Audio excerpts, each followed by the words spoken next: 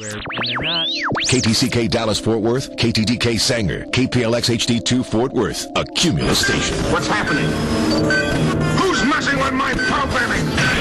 We interrupt this program to These waves are all around us now. Radio waves. When the Deep Woods Late Night Ticket Podcast fun turns on, we break in. Join us now as we're busting up whatever is on the air for after-hours radio programming. Let's go live to the Woodford Reserve Musers Campout on Sports Radio 1310 The Ticket. Good evening. It is 8:34 on Sports Radio 1310 The Ticket. The sun is down and the radio fun begins as we kick off the Woodford Reserve Musers Campout with a very special edition of Junior Coast to Coast. Good evening. I'm your host, the Junes. And this program is about the supernatural. This program is about the mysterious. This program is about what we understand and what we don't understand. We'll be hearing from the P1s who have their mystery stories throughout the evening.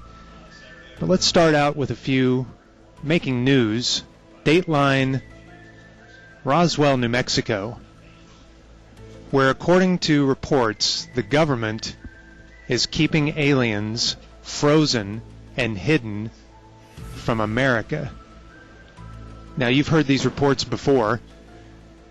I've always been skeptical. I think we all know what happened in Roswell some 60 years ago. We were visited. Martians, perhaps.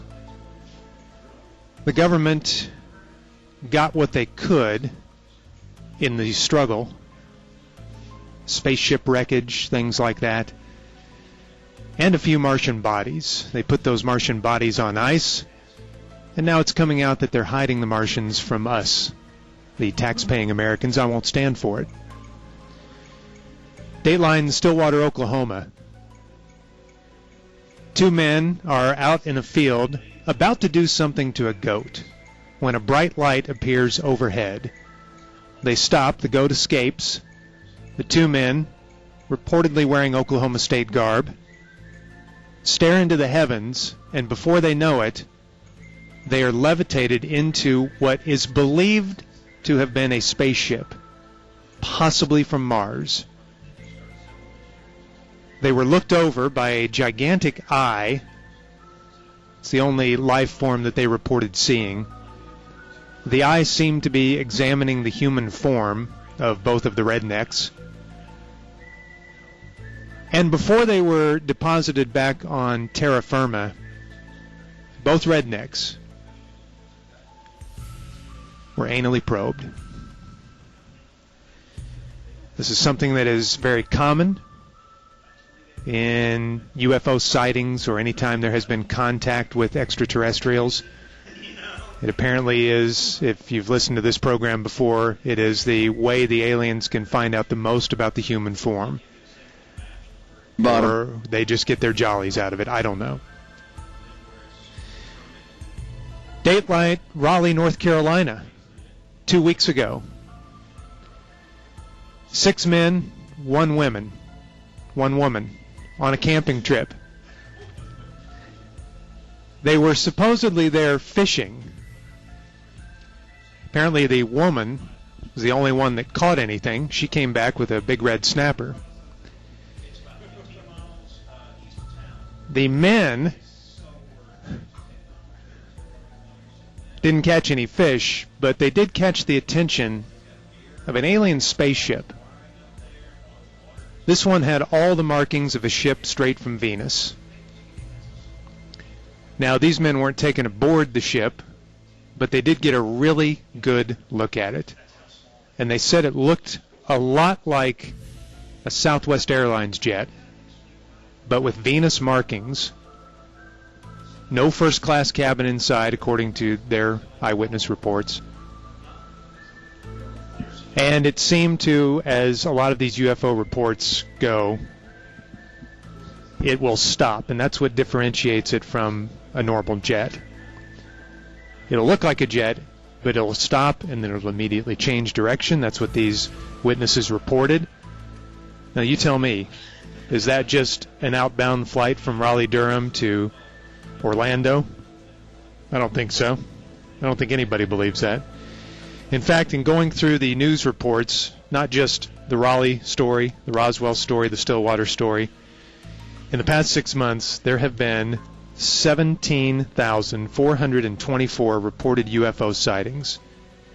There have been 4,338 reported incidents of alien contact, where one human has actually seen an alien or talked to an alien, played checkers with an alien. Worst case scenario, probed by an alien. Bottom. It's happening, people. And to deny it is to stick your head in the ground, to pretend it doesn't exist. There are aliens all around us. There are ghosts all around us. As we broadcast from the high desert, from the kingdom of Nye, here in the Woodford Reserve Musers Campout, thanks to our sponsors, there is a story that we will tell at some point about the ghosts that perhaps surround us here at this campsite. It's certainly made for a frightening start to our campout. There's no doubt about that. What we'd like to do here during Junior Coast to Coast at some point is take phone calls, 888-787-1310. If you have had any alien encounters, any UFO sightings, perhaps you've had an encounter with a ghost, perhaps you have been to the next dimension, perhaps you have time traveled. I think we know a lot of people who have at least tried to time travel, or who have been visited, people in the past who have time-traveling machine access, or they're frequent time travelers and they're just trying to burn their miles. Anything that is supernatural, anything that is mysterious, that's fair game. I attempted time travel about 3 weeks ago, and it was a little dicey on my part, I'll admit. I ordered a time travel machine off the internet, and it came highly recommended. When I got it, it didn't look just right. You had to put the pogo stick looking thing between your legs and then plug the charger box into an outlet. And it shocked my testicles into next week. Now, this looked somewhat similar to Uncle Rico's time-traveling machine. No confirmation as to whether it was the one that he attempted to use, but it was set to the year 1982. And if only I could have gone back to 1982. That would have been my junior year in high school, and things would have been different. I'd be in a hot tub right now with my soulmate. If only that time travel machine would have worked. I've got a new book out. It's called The Quickening. And if you'd like to order it, go to Amazon. Don't get it confused with the Art Bell book, The Quickening. Mine's a little better. I think some of his theories and philosophies are a little wacko, if you ask me. I guess I'm somewhere between Art Bell and George Norrie. I guess I land somewhere in the middle there. I certainly believe in time travel. I certainly believe in alien visitation. I certainly believe in the next dimension. I certainly believe in ghosts. But I'm not cuckoo, okay? I mean, come on. I think you can tell a nut from a normal person. And I think if you've listened to this show over the years, you know that I'm not a nut, that I'm fairly normal. Boy, we are out in the middle of nowhere here. The skies are awfully clear, and most of the time, when Martians visit, it's not in the big cities. It's in places like this, on clear nights. And I've found over the years that they visit believers and non-believers equally. So just because I believe that they are there does not mean that they'll target me necessarily. Just like someone who doesn't believe, they may want to catch by surprise, and I think they are equal visitors. They will visit those who they view as friendly, and they will visit those who they view as a threat, and they will oftentimes exterminate those threats. That's just the way it goes. It's a dangerous business, courting aliens, trying to talk to them and whatnot. But, you know, that's what we're all about. All right, if you have any stories, go ahead and line them up at 888-787-1310. We're going to take a quick break all along the network. I wanted to alert our network affiliates this is a network break, and we will come back to Junior Coast to Coast from the Kingdom of Nye, here deep in the East Texas woods on the high desert. I know that doesn't make sense. In the Woodford Reserve Musers Campout here on the... I don't know, man. I just think space is super gay. You can't do Coast to Coast with rock music underneath. There we go. Now I'm feeling it.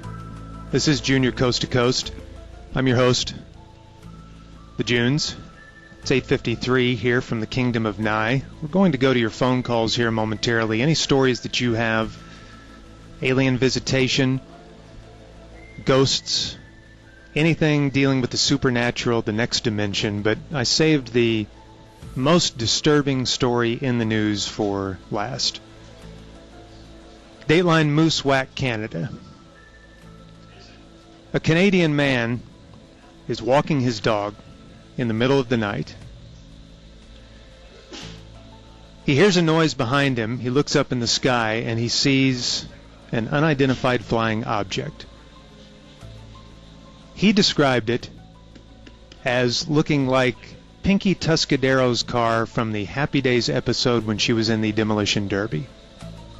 This is the first reported UFO sighting looking like Pinky Tuscadero's car from the Happy Days episode when she was in the Demolition Derby.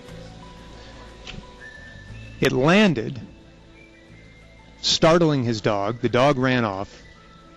The Canadian stood there, not knowing what to do. The trunk opened, and out of the trunk came two unidentified aliens. Possibly Martians. At this point, we don't know. They were described as looking like crocodiles with human heads. This has never been reported before. They approached the Canadian, and they started to massage his feet.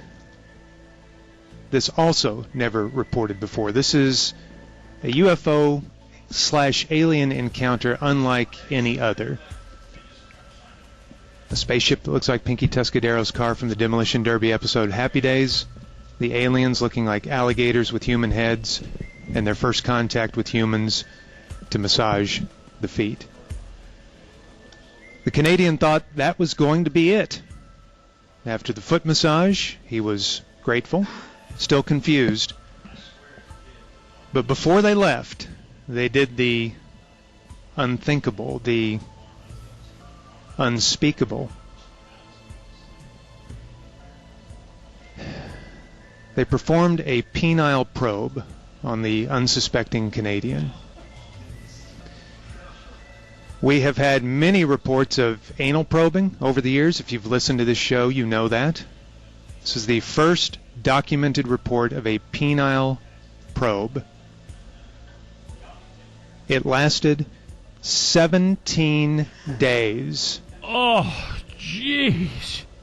Now that's by our calendar. By the alien alligator calendar, it may have been a nanosecond. It may have been 17 years. We don't know. We don't know what time is like for them, and that's what's so fascinating.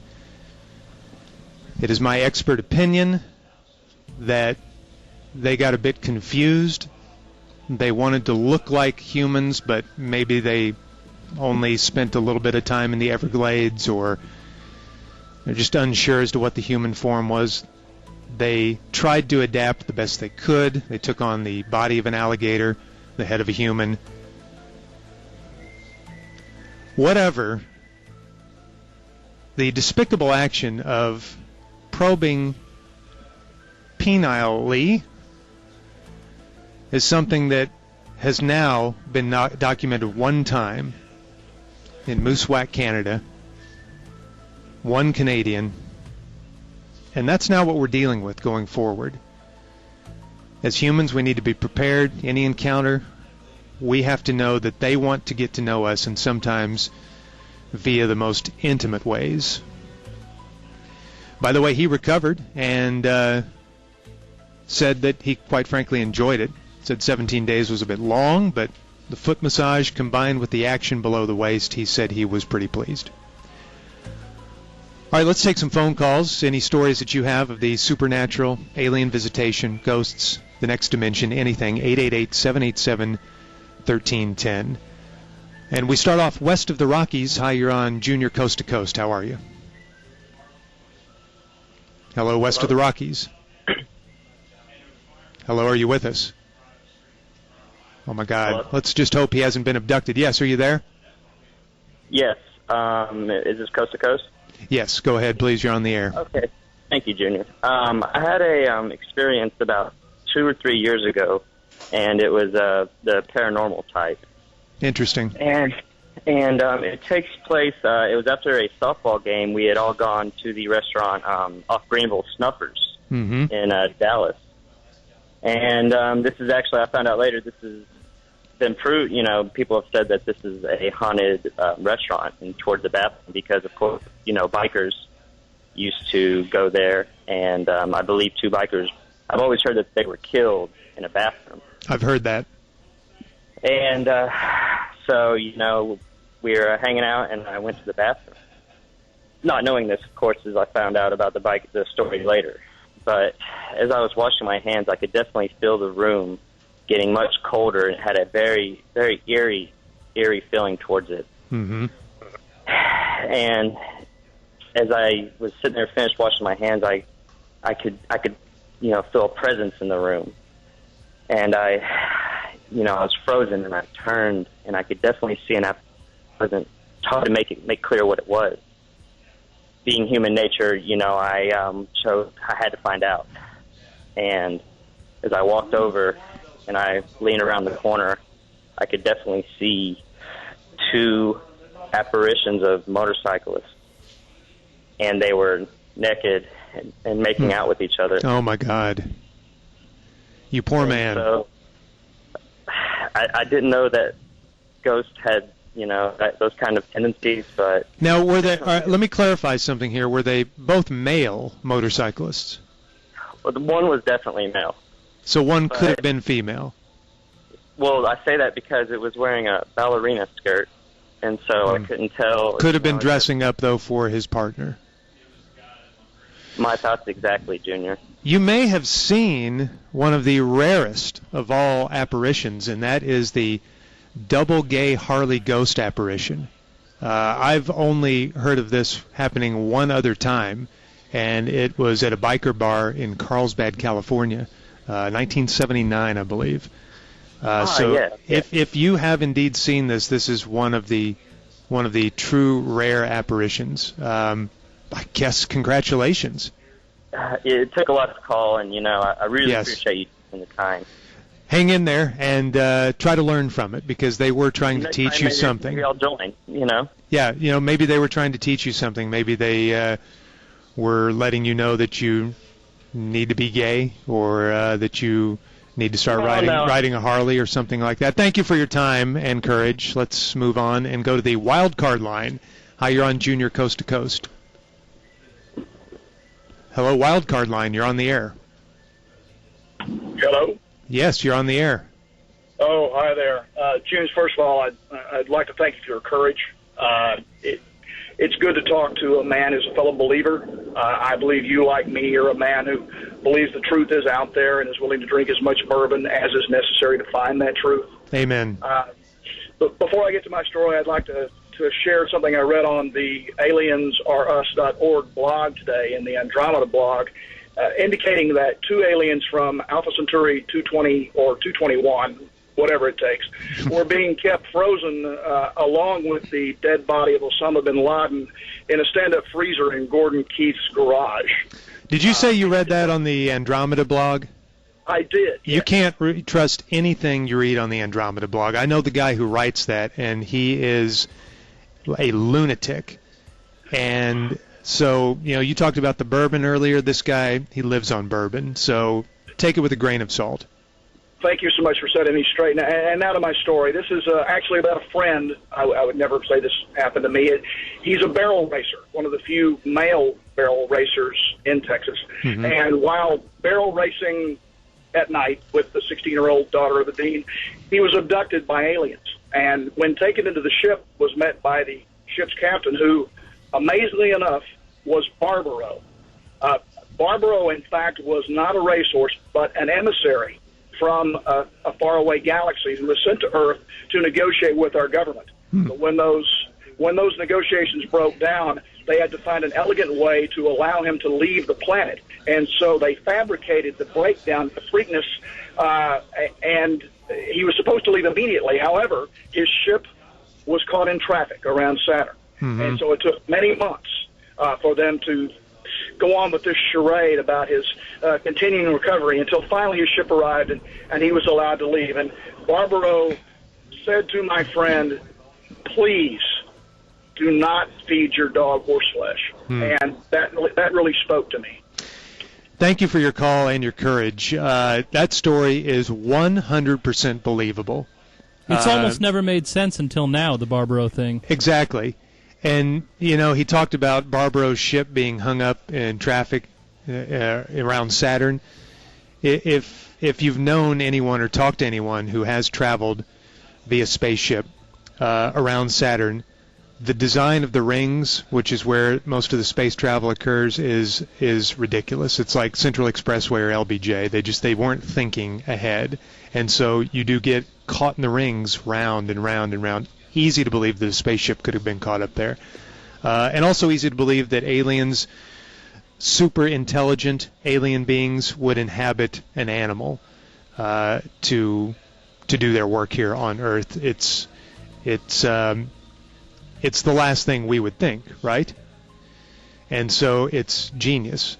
And I have never heard that story, but it is 100% believable. Thank you for sharing.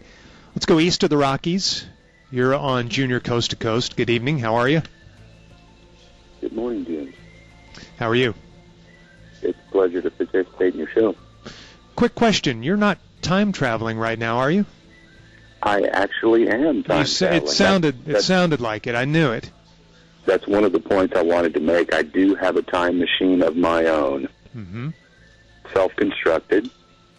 However, it only goes in regular speed and forward. Ooh, so you're really not going to get anywhere outside of the present dimension, are you? I don't expect to. That's one of the limitations I face in my research. Okay, continue. The second point I would like to make is, as far as the anal probing, the aliens have only learned one thing from the anal probing, and that is that 1 in 10 of the human males they probe enjoys it. Well, they've also learned something else. They've learned that 10 in 10 of us are full of crap. Aha. So I have one more point. Yes. As far as the ear probe goes, I have been ear probed myself.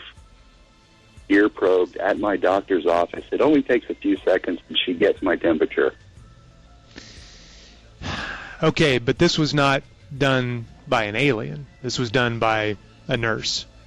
It was done by a very attractive female doctor, yes. That's not the kind of probing we're looking for on this show, but thank you. Thank you, Junes. Let's go west of the Rockies. You're on Junior Coast to Coast. Good evening. How are you? Good evening, Junior. How are you? I'm doing good. I would like to go by the name of Shadow Lawyer to expose some of the government cover-ups that are going on. Wonderful. Our first shadow person of the evening. Go ahead, Shadow Lawyer. Sure. It is astounding how our government keeps getting bolder and bolder with how they're just hiding aliens right out in the open. For the longest, I think it's very well known that most aliens that are being kept in captivity are actually being kept in our prisons across the country. Look at these facts. It's easy to hide in a prison. Mm-hmm. They smell like death. Right. How many people do you know that actually go into prison and never actually come out? Have you ever thought about that, Junior? No, I haven't. And lastly, all the testing that's done in the prisons on our aliens. That's where the government is keeping all the aliens. And lastly... I thought the last one was lastly. Oh, sorry. This is the last one. Okay. Where does most anal probing occur, Junior Miller? A prison. Yes. A prison. I should have put 2 and 2 together. And next, our government is getting bolder and bolder. I think since our prisons are starting to fill up, they're letting the aliens go, and then they're making them, they're disguising them as homeless people because the smell, where they hang out, and lastly, if that's not enough, what has been taking over our cities lately? Occupy the cities. People think those are protesters. Do you really think they're aliens? I really do. They have tents. What do you think's going on in those tents late at night? Yeah, but they have tents. They don't have cool spaceships.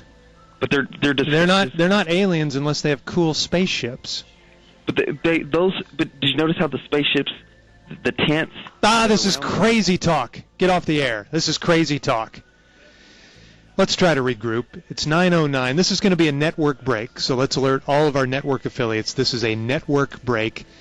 We will come back and attempt to take some more phone calls, any stories of the supernatural at 888-787-1310. We may also tell the very scary story here from our campsite as Junior Coast to Coast continues from the Kingdom of Nye on the ticket. I don't know, man. I just think space is super gay. Here from the Kingdom of Nye, it's Junior Coast to Coast from the Woodford Reserve Musers Campout. It is very dark here. The grounds in which we are inhabiting are reportedly very, very haunted. There is an ancient burial ground not too far from where we have pitched our tents. And I'm just hoping that Papa Justify doesn't visit tonight. We're taking your calls for one more segment. That's all we can take. One more. 888-787-1310. If you have any stories of the supernatural, visitations from outer space, space people, ghost apparitions, time traveling, any contact with the next dimension, that's what we'd like to hear about tonight. And let's keep the silly stuff off the air. This is a serious program, so serious stories only, please. West of the Rockies, you're on Junior Coast to Coast. Good evening. Evening, Junes. How are you? Good. How are you? I am well, thank you, sir. I have what cannot be explained as a coincidence. Long ago, when I was about 12, I'm 38 now, I went out to northeast Oklahoma and saw the spook light. I never listened to the ticket after hours. Tonight I happened to kick it on. What do I find? The Junes Coast to Coast. Spook light. There's no way that's a coincidence. I'm sorry. My body is shaking with fear of what sort of this evil could cause. How do you know it's evil? Just never felt a sensation like this before, but that's a good thought. It could be another a good thing. It almost sounds like you're close to ecstasy in some ways. So perhaps it's not evil. Perhaps this is, to quote the Beach Boys, these are good vibrations you're feeling. I see. All right. Well, I hope that doesn't... and then the ultimate thing is Junior doing the Coast to Coast. Junior Seau bought the farm today. Hello. Come on. It's a little weird. I mean, it's a little eerie. Yeah. Thank you for bringing that up, because I just wanted to, as an aside, say, and thank you for your call and your courage, I just wanted to say that our thoughts and prayers here at Coast to Coast go out to the family of Junior Seau. I know for a fact that he was a big, big listener to this program, very much a believer in alien visitation and the supernatural, and he will be missed. Although I get a feeling that he is hovering around this campsite in another dimension, maybe taking on a blocker as we speak and enjoying the program from another world, another dimension. So stay hard, Junior. Let's go to the wild card line. You're on Junior Coast to Coast. Good evening. Hello. Hello. Yeah, this is Bert. How are you? I'm in the Philippines with George. Oh, fantastic. Tell George hello. Yes, great. I wanted to tell my story when I was 12. Yes. There was a spaceship. It's a good start. Light. All the dogs became quiet. Everything became quiet. Common. And then the military came. Trucks and tanks. Our military or the Martians' military? our military. Okay. And then it incredibly swept away. What did? The military or the spaceship? Spaceship. It was at Cotillion Park right there off of Ferguson. Oh, yeah, I've been there. Incredible sight. And by the way, all you guys need a picture tent. Is that the whole story? That's it. So the government has been covering that story up as well. Fascinating. Of course they do. Of course they do. The government always covers everything up. I think that's what we're learning tonight, isn't it? I think so. All right, and thank you. I want to thank you for your courage. No, thank you for your courage. And thank you for participating. Let's go east of the Rockies. You're on Coast to Coast. Good evening. Hey, Junes. Hey. Hey, Junes. I'm glad you're doing Coast to Coast tonight because I'm driving up from Corsicana, right? Pulling off at the Exxon there in Ennis. Right? Yep. Pull off in Ennis. Pull up to the gas station. What do you know? The diesel's out. So I had to go around the back. Mm-hmm. So I'm around the back, get out of my truck, pull out the nozzle, stick it in. Long story short, it don't work either. Got to go to the next tank. Get there, and damn it, I'm on a spaceship now. Just picked up there at the gas station. Right, picked up, just woke up, didn't even see it coming. Wake up on a spaceship. Got a bunch of gray, big heads with beady eyes looking at me. Oh, this is great. Now, let me ask you this. Are you calling us from the spaceship? I'm on the spaceship right now. This is outstanding. This is outstanding. Right. I'm glad. This is why. They have Wi-Fi up here. I was able to pick up and find out. Of course they have Wi-Fi. Junior Miller doing They've had Wi-Fi for years. They're so advanced. It's actually playing in my brain. Mm-hmm. Yeah, they just beamed the ticket into me, so I knew you were doing the show. So I want to call in and tell you this. So this gray-headed thing walks at me, and it's got the body of Kate Upton. Okay, right? not bad, and not bad. At this point, my life is flashing before my eyes, and I hit pause on this one moment when my friend said, for $500 million, would you make it with a gray that looked like Kate Upton's body? Mm-hmm. And I said, maybe for $1 billion. Well, it turns out I do it for a lot less because I just finished. And you didn't get paid anything, right? No, not a dang thing. And I just wanted to pull a Junior Say out here and tell my family I love them and I'm not coming back. Wait, before you do that, can you put one of the aliens on the phone? You want to talk to one of the aliens? Would love Hang to. on 1 second. Let me get him. This is a first in coast-to-coast history. We've never been called from a spacecraft. Hello, Junior Miller. Yes, is this one of the aliens? Yes, this is an alien. Can you tell me what planet you are from? I am from... I'm sorry, I didn't get that. That's meow, meow, meow, meow, meow, meow, meow, meow, meow, meow. What galaxy is that in? You're pronouncing wrong. It's more. No. Okay, I understand that your English is a bit broken, and I get that. You're from many light years away, so it's understandable. Yes, what? Can I ask you something else? What do you think of Yu Darvish? Yu Darvish is an excellent pitcher. Okay. He's got a wicked fastball. Do you have baseball on your planet? Yes, my mountain ball for a walk. I'm sorry? It's playing fast. Hang on. She's hard to understand, isn't she? Yeah, oh, that's a she. Yeah, that's the one I just finished with. Oh, okay. Man. Well, I can't thank you enough. This is award-winning stuff, and thanks, man. I wish you a safe journey home. Oh no, I'm not going home, man. I'm just going back with this chick. Okay. Oh dear. Well, that's I guess the last we're going to hear from him. Wow, that is a first in coast-to-coast history. An actual call from a Martian spacecraft or wherever that planet was. All right, west of the Rockies, it's going to be tough to top that. Hi, you're on Junior Coast to Coast. Hello? Hello. Junes? Yes. How are you? Good, how are you? I want to know more about George, the Moon George on his anus. Hello? Yes, I'm just enjoying the music. Well, I hate to tell you, but we're the alligator head people, and we're space people. Yeah, I don't. You know what? Mother Earth. You know what? I don't believe you. I believe the last guy. His story was completely believable. Yours, it's a little iffy. It's not holding up, is it? No, it's really not. But, well, bless you. Okay, bless you.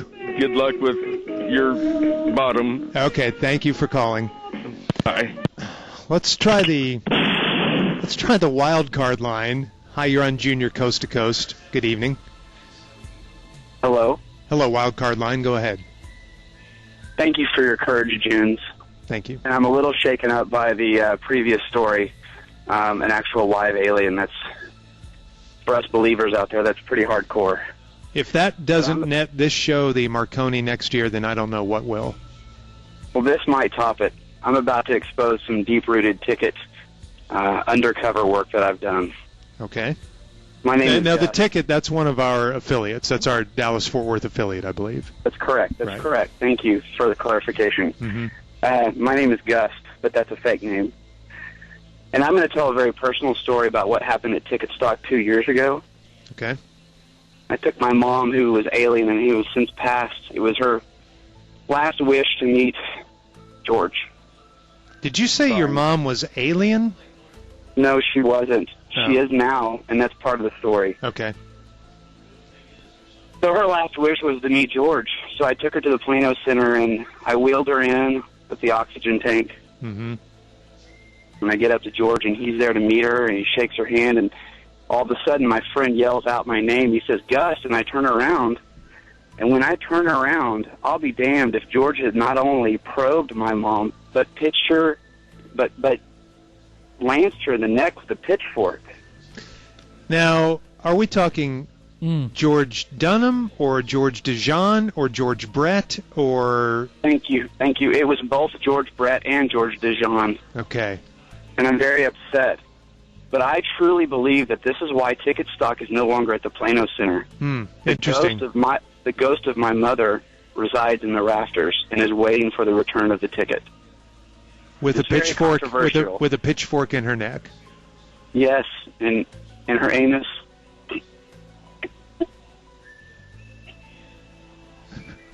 Yes, is that the end? Is that the end of the sentence? Thank you for courage. Okay, I know that was a difficult story for you to tell, so thank you for calling in.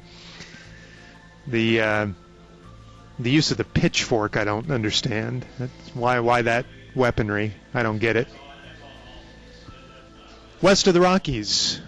Hi, you're on Junior Coast to Coast. Good evening. Hello, Junior. How are you? I'm fine. I have a quick little story of, I call it astro projection, to tell you. I was working from home. This was just a few weeks ago when Norm was on vacation. I was working from home, so I listened to your Dallas affiliate, The Ticket, just about all day. And yeah, he was gone, and the Soul Patch came on to fill in for him, and it was just so weird because as soon as they came on, I just felt tired and just completely drained of life force. And well, I fell asleep or passed out, something, and I don't know if it was a dream. I think what happened was maybe at this point in time a higher power transported me to a different place in time, and I'm in this room and somewhere, and it looked like a building in downtown Dallas, and I see this man there, and he looked a whole lot like George Dunham of The Ticket, but I don't think it could have been him because he was much bigger, weighed a lot more than George does. And I heard him talking to this very powerful-looking man saying, you got to get these dark guys in the evenings, you got to get them off the air. And he was saying all kinds of words that I can't repeat on any radio station. Well, I don't want to comment on that part of the story. The first part of the story, my guess is that your life force was just drained by the Soul Patch. I think that, yeah, it was just what you were listening to at the moment. So you're saying it wasn't anything supernatural? I don't think so. I think it was just bad radio programming. I don't know. I didn't hear them that day. I generally, from what I understand from our network affiliate there in the Metroplex, that they do a fine job, but you may have caught them during one of their really boring segments.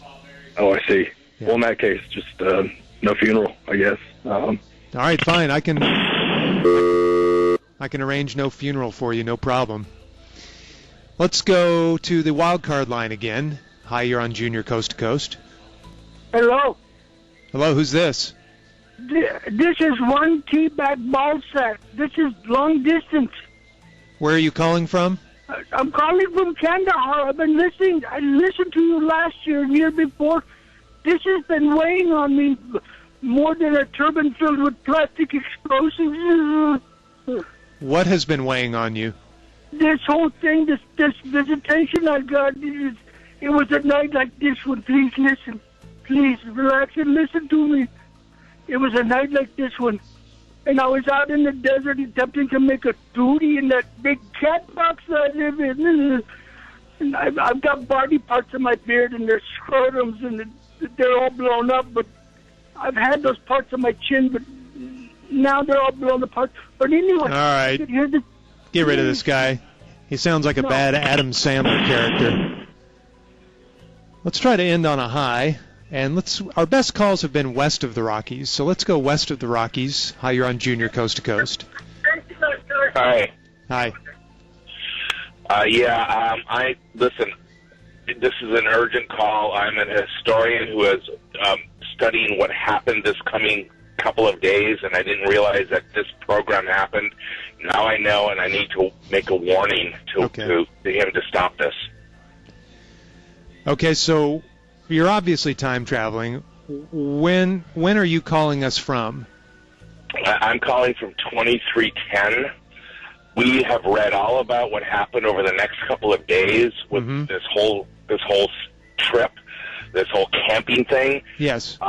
We were completely unaware of this program that happened that riled up the aliens and the spirits that came and did what they did. And it's I mean, to us, it's history. To us, it's horrible damage. Okay, let me stop you for a moment. Let me stop you. Okay. Are you saying that you are calling from the future and that you have now unlocked a riddle from the past and you now know what caused what I'm guessing is certain alien visitation and subsequent destruction, and you're blaming it on this program? Is that right? Yeah, he is riling up some spirits and some aliens that as he's mocking it and almost making fun of it, has no idea that they are focusing in on it and are going to come and attack in really the next couple of days. And I'll tell you something, I'm going to get in trouble for making this report. Now let me ask you who. No, you won't get in trouble. You won't get in trouble. Now, who is the he? I'm going to get in trouble from my people. Who are your people? My people are from the 2310, the people who sent me back. Hey, go study, find out what happened. Yeah, I know, but who are they? Are they government officials? Are they pro basketball players? Who are they? They're academicians within the government. Whose government?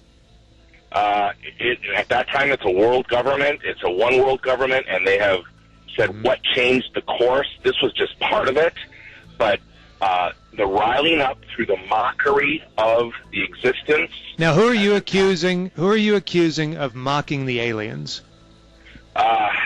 Basically, this segment of this show, which I understand is satire and all, but what a load of garbage! If you are accusing this radio host of mocking aliens and alien visitation and fast alien spaceships, I will not hear of it. You know what? Get off this program! The Junes won't stand for it. Are we clear? I invite you. Will never be put on the air on this station again. I agree. And I invite him to never call here again from the future, from the year 2310. Go someplace else for your sports talk. All right. Well, we tried to end it on a high note, but unfortunately we're going to have to end it on that low note with a call from the future accusing us of starting some sort of space war. Guy played the space card.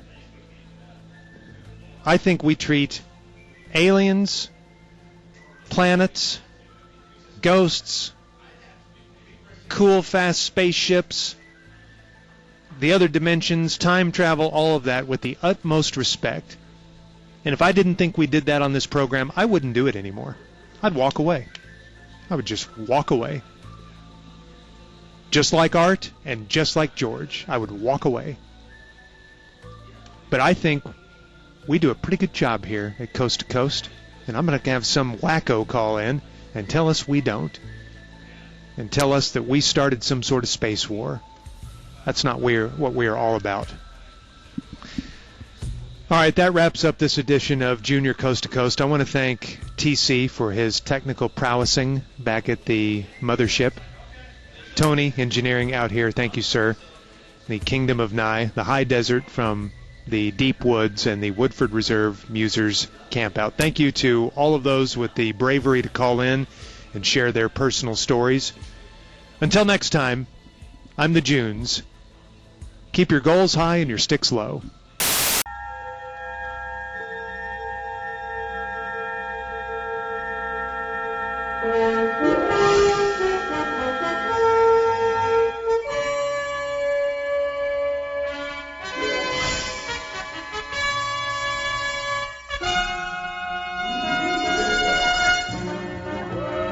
And now, broadcasting from the Kingdom of Blaine Guy, this is Junior Coast to Coast, America's most provocative and least listened to radio program, focusing on the many mysteries of our world. Here is your host, Junior Miller. Well, hello. It is 7 o'clock, and greetings, fellow mates on this big blue marble, fellow lings of Earth or beyond. This is a special edition of Junior Coast to Coast. I'm your host, Marconi-nominated broadcaster Junior Miller. Pour yourself a color-tini and sit back and enjoy the program. This is a show for the enlightened, for those who know that there is a reality in the paranormal, a reality in the supernatural.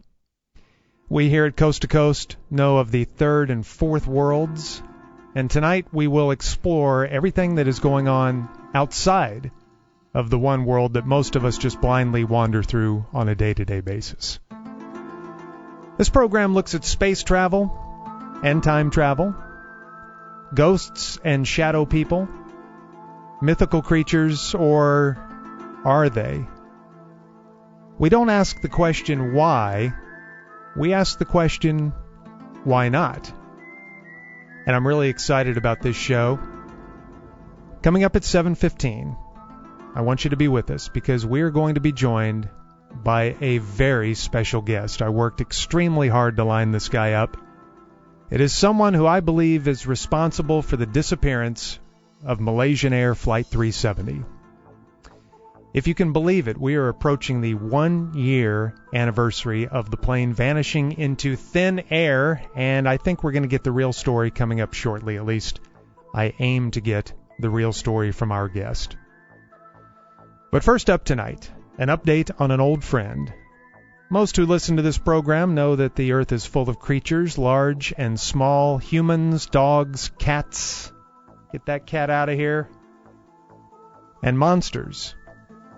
Although I think it's unfair to call Nessie a monster, those who doubt the existence of the Loch Ness Monster are, in my opinion, idiots. I said it, and I stand by it. We've all seen the photograph of her poking her head above the surface of Loch Ness. It's a photo of her. What more evidence does one need?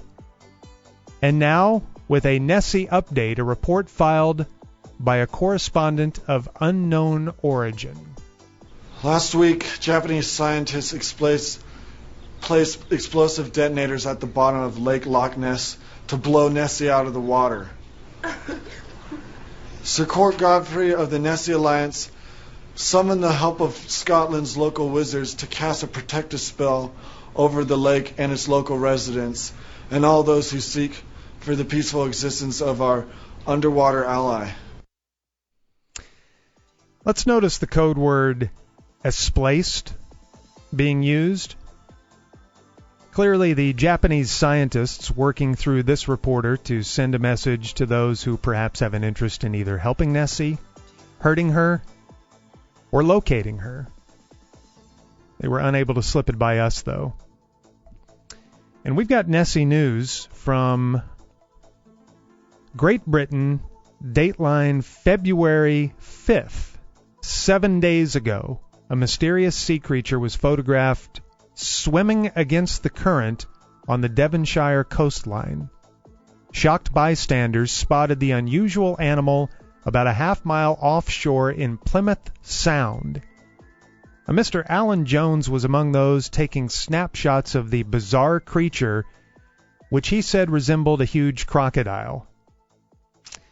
Now, I think we all know there are no crocodiles in the North Atlantic. So that would lead you to the next step.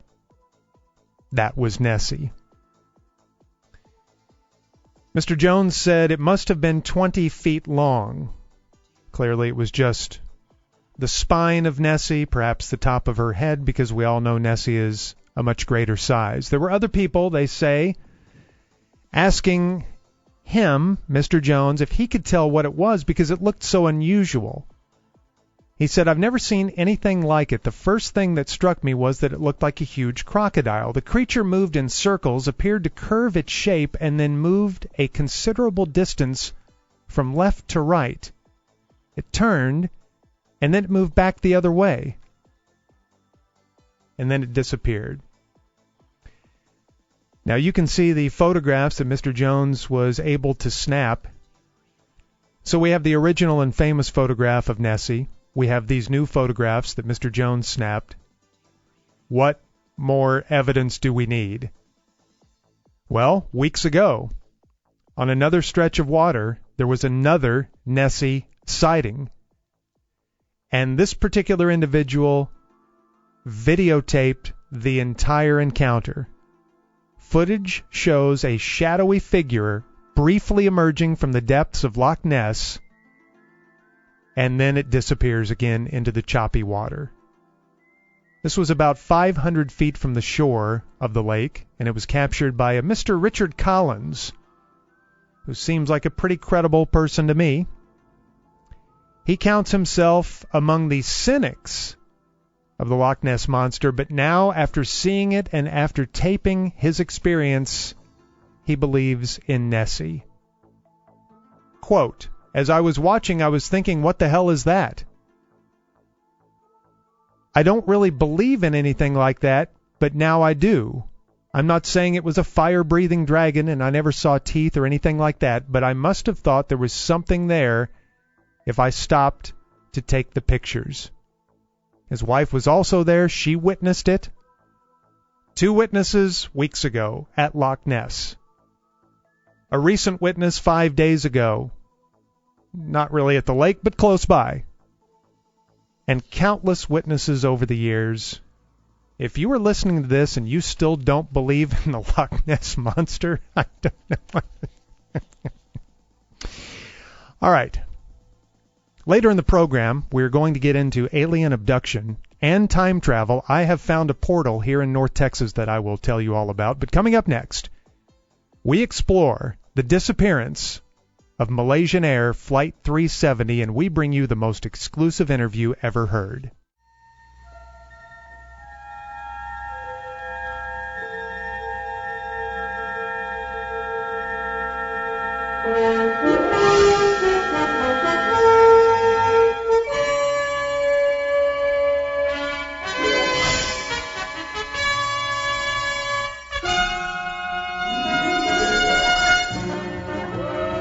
Broadcasting from the Kingdom of Blaine Guy, this is Junior Coast to Coast, America's most provocative and least listened to radio program, focusing on the many mysteries of our world. Here is your host, Junior Miller.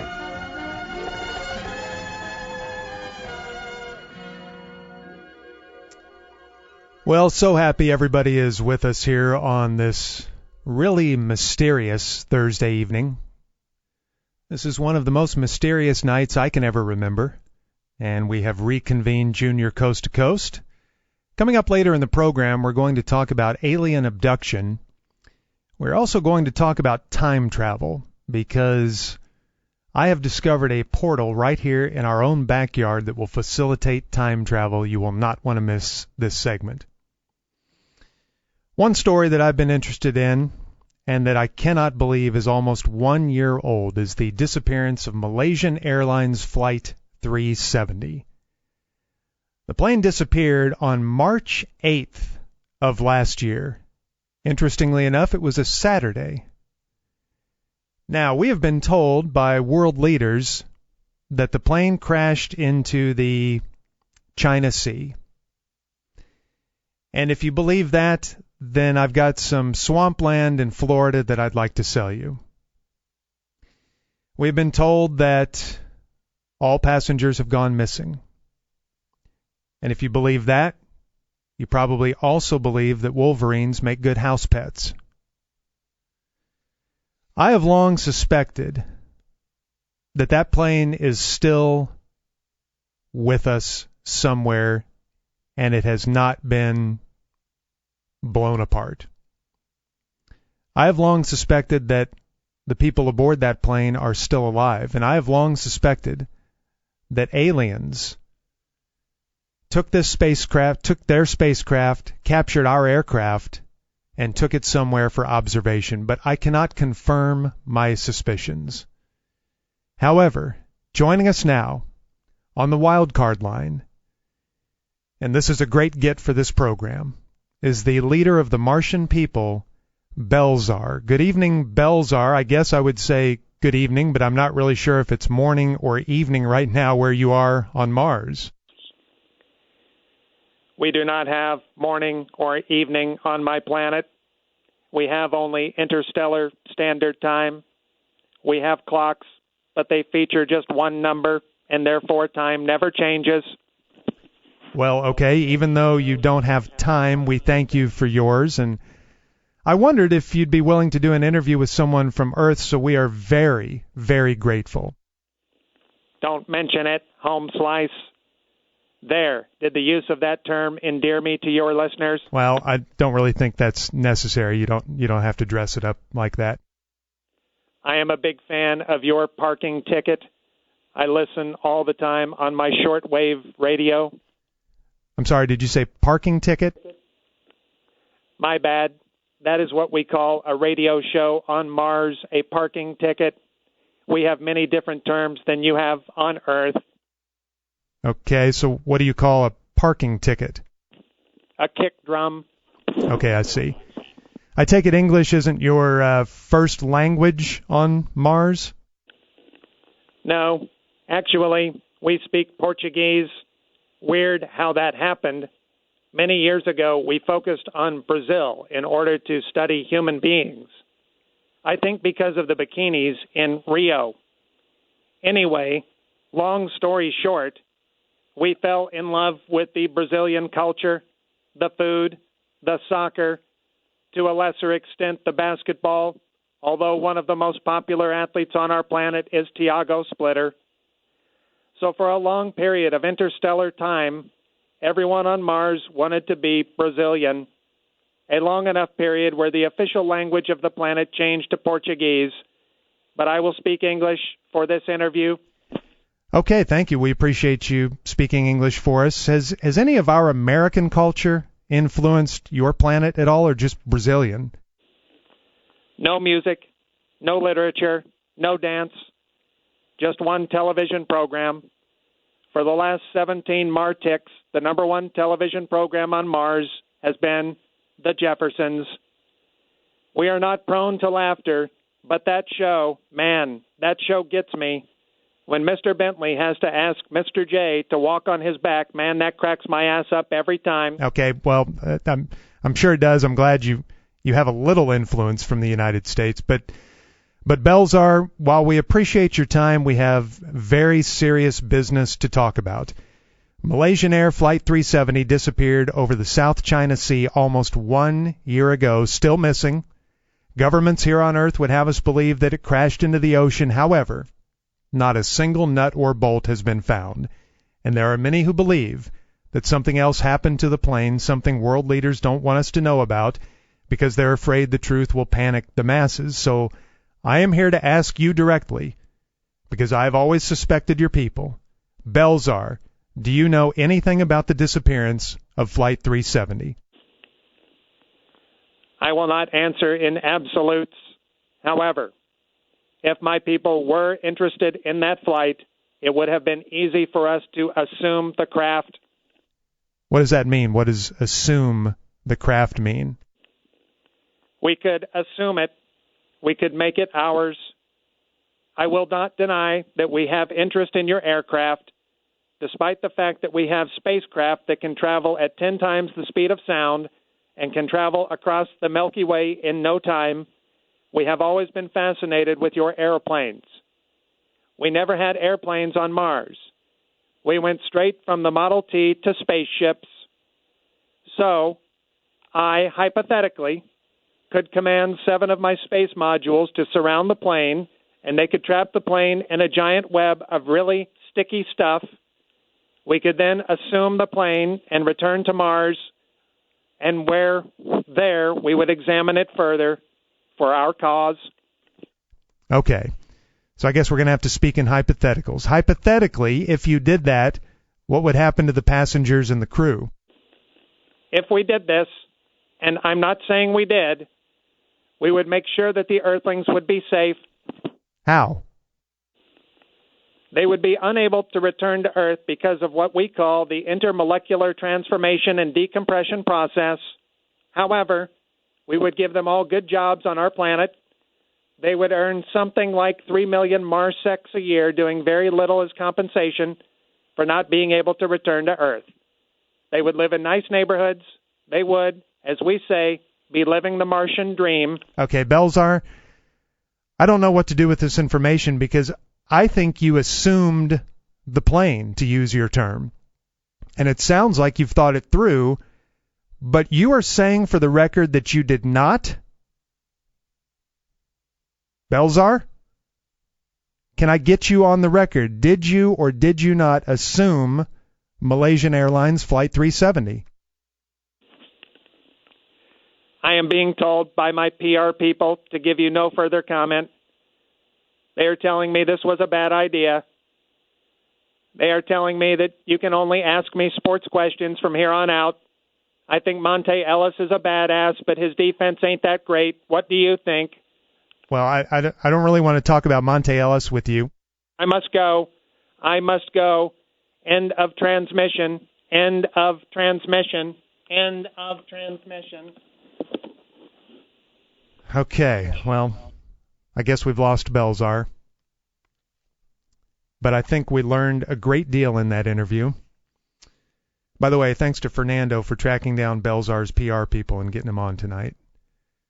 But I think now, if you've been listening to this show, you know that we have confirmed intelligent life on Mars. Our government would always have you believe that there is none, that all they do is send a rover to Mars, they take a couple of pictures, and they draw massive conclusions. Oh, look, here's a rock. Oh, look, here's a desert.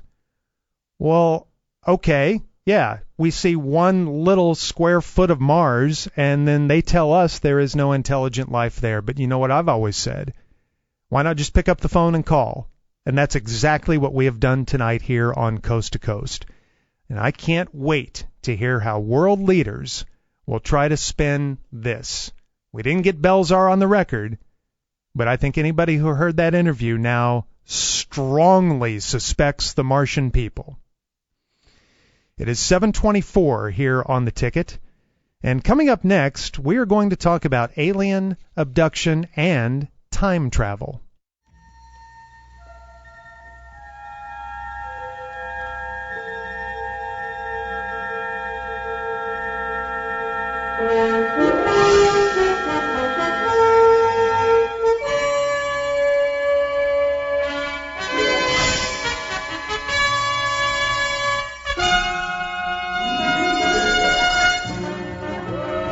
Broadcasting from the Kingdom of Blaine Guy, this is Junior Coast to Coast, America's most provocative and least listened to radio program, focusing on the many mysteries of our world.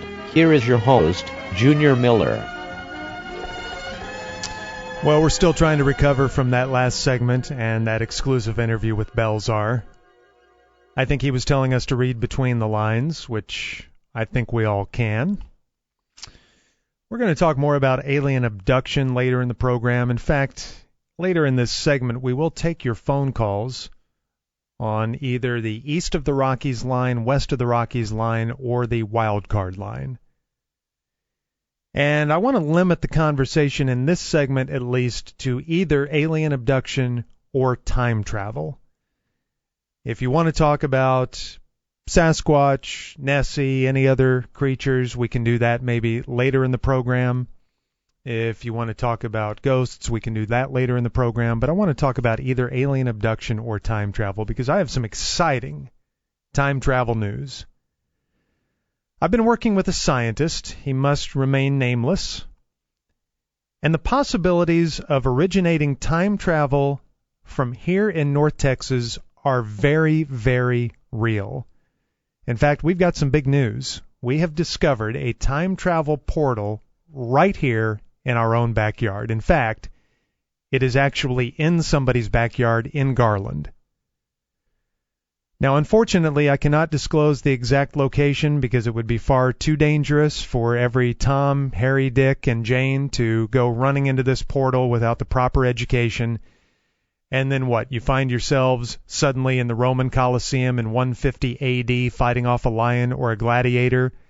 I think we all know you would have no chance. So the location must remain secret. In fact, only 3 people know of the location.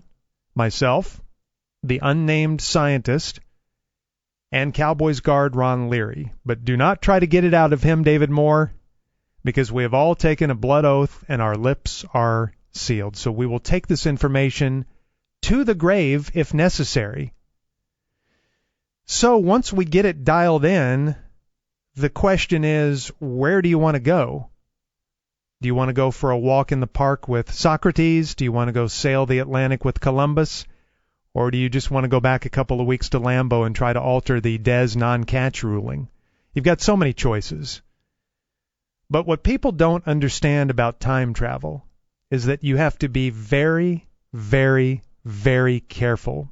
Because if you change the course of history, then when you return through the portal, you may not exist.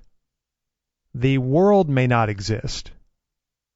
Except if you just do the Des thing, that's a couple of weeks. That's not a big deal. But if you do something big, go way back in time, you don't know how one small movement could alter the course of humanity. So here we are with this opportunity to land somewhere between reality and non-reality, between void and non-void, between sense and nonsense. And it is fascinating to have this ability at our fingertips. Have I used this portal? Yes, I have. I have gone both backwards and forwards in time. And let me tell you, the future is crazy wild. The past you know all about. It's been written about. But the future is nuts. But that's all I can say.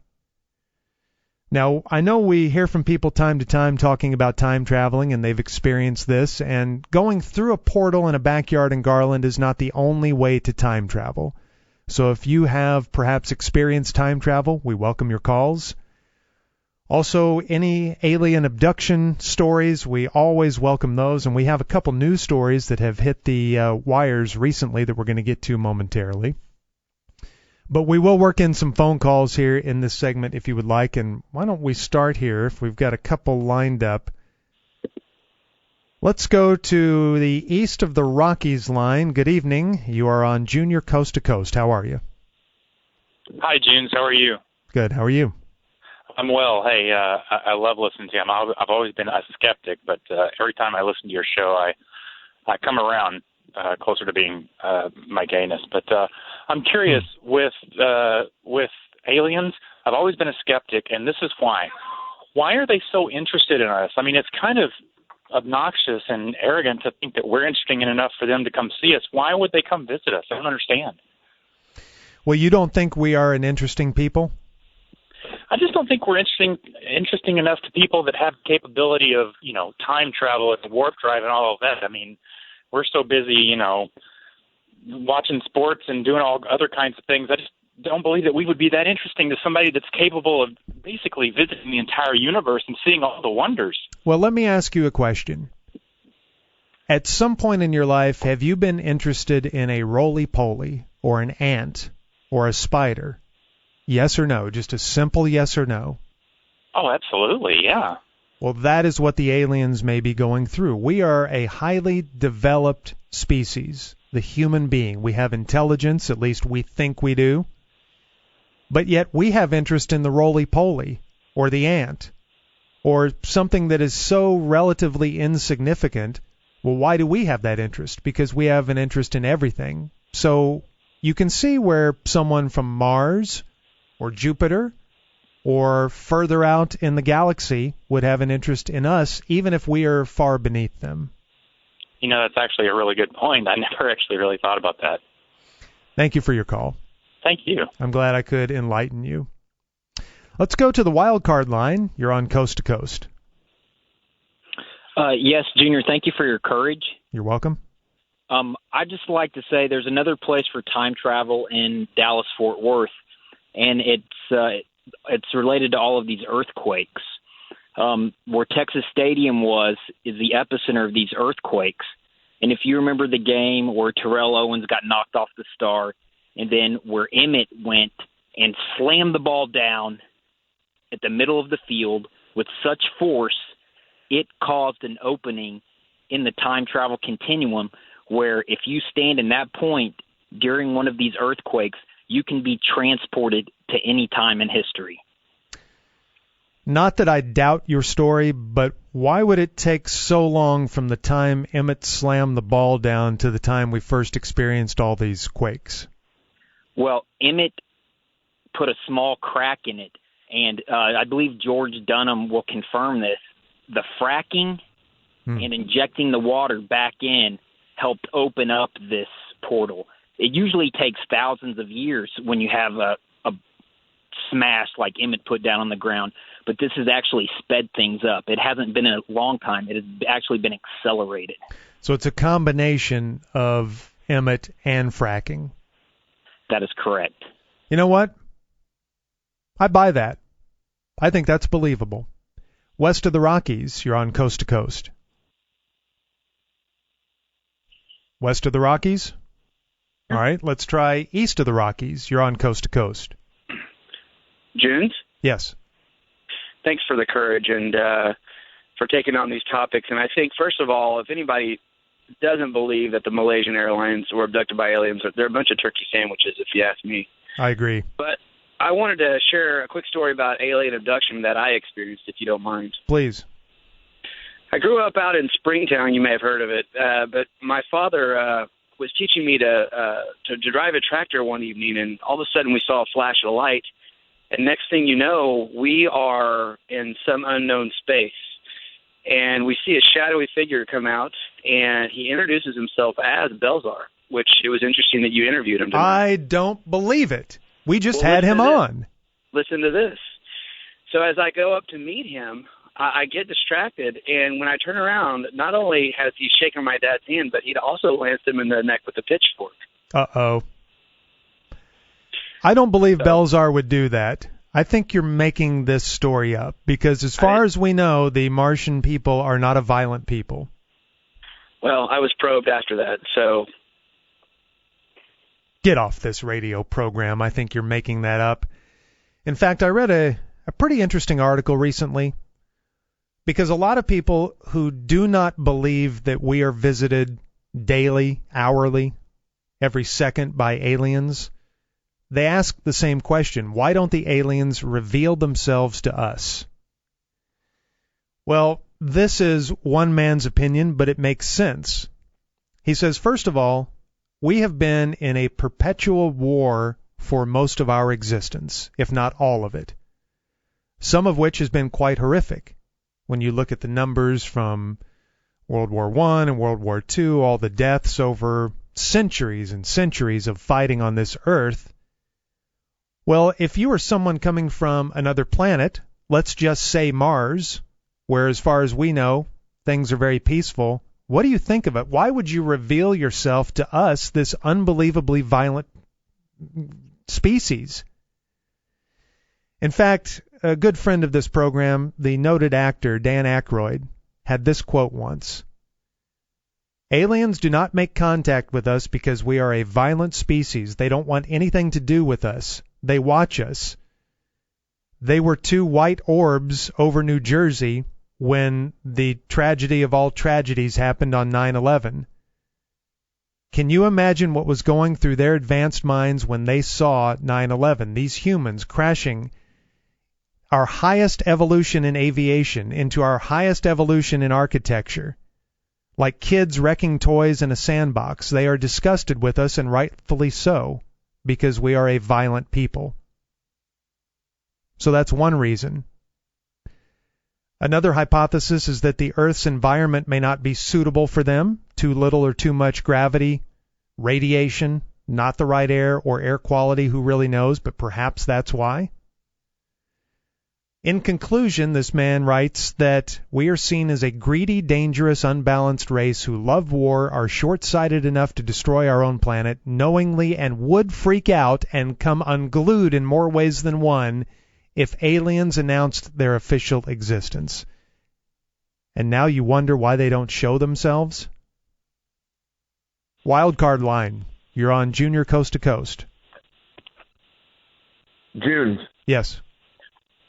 Junes, this is more of a question about time travel, if you don't mind indulging me. Please. Now, are you telling me that if I were to go back into time, I could alter history? And by alter history, I could influence whether Rod Carew went from a normal run-of-the-mill 1960s Cuban haircut to his 1980s Jerry curl? If that was your goal for going back in time, which I must say your bar is really low, then yes, you could influence that. You could, knowing the course of history, you would know where Rod Carew was going to play. The majority of his years with the Minnesota Twins, a lot of batting titles there, but then later, similar success with the Angels. And you could establish, a barber shop or a salon in his neighborhood. You could meet him. You could court him, in a business sense, not a romantic sense, although you could do that if you want. And you could get him to basically be a client of yours, and you could definitely impact his hairstyle. I have no question about that. Junes, thank you so much. This really does a lot for me in terms of shaping the world, in terms of hair fashion. Yeah, okay, thank you. It is 7:45 here on the ticket. Coming up next, more of your phone calls. I want to stay on time travel or alien abduction. And we have some crazy stories in the news this week about alien abduction here on Earth.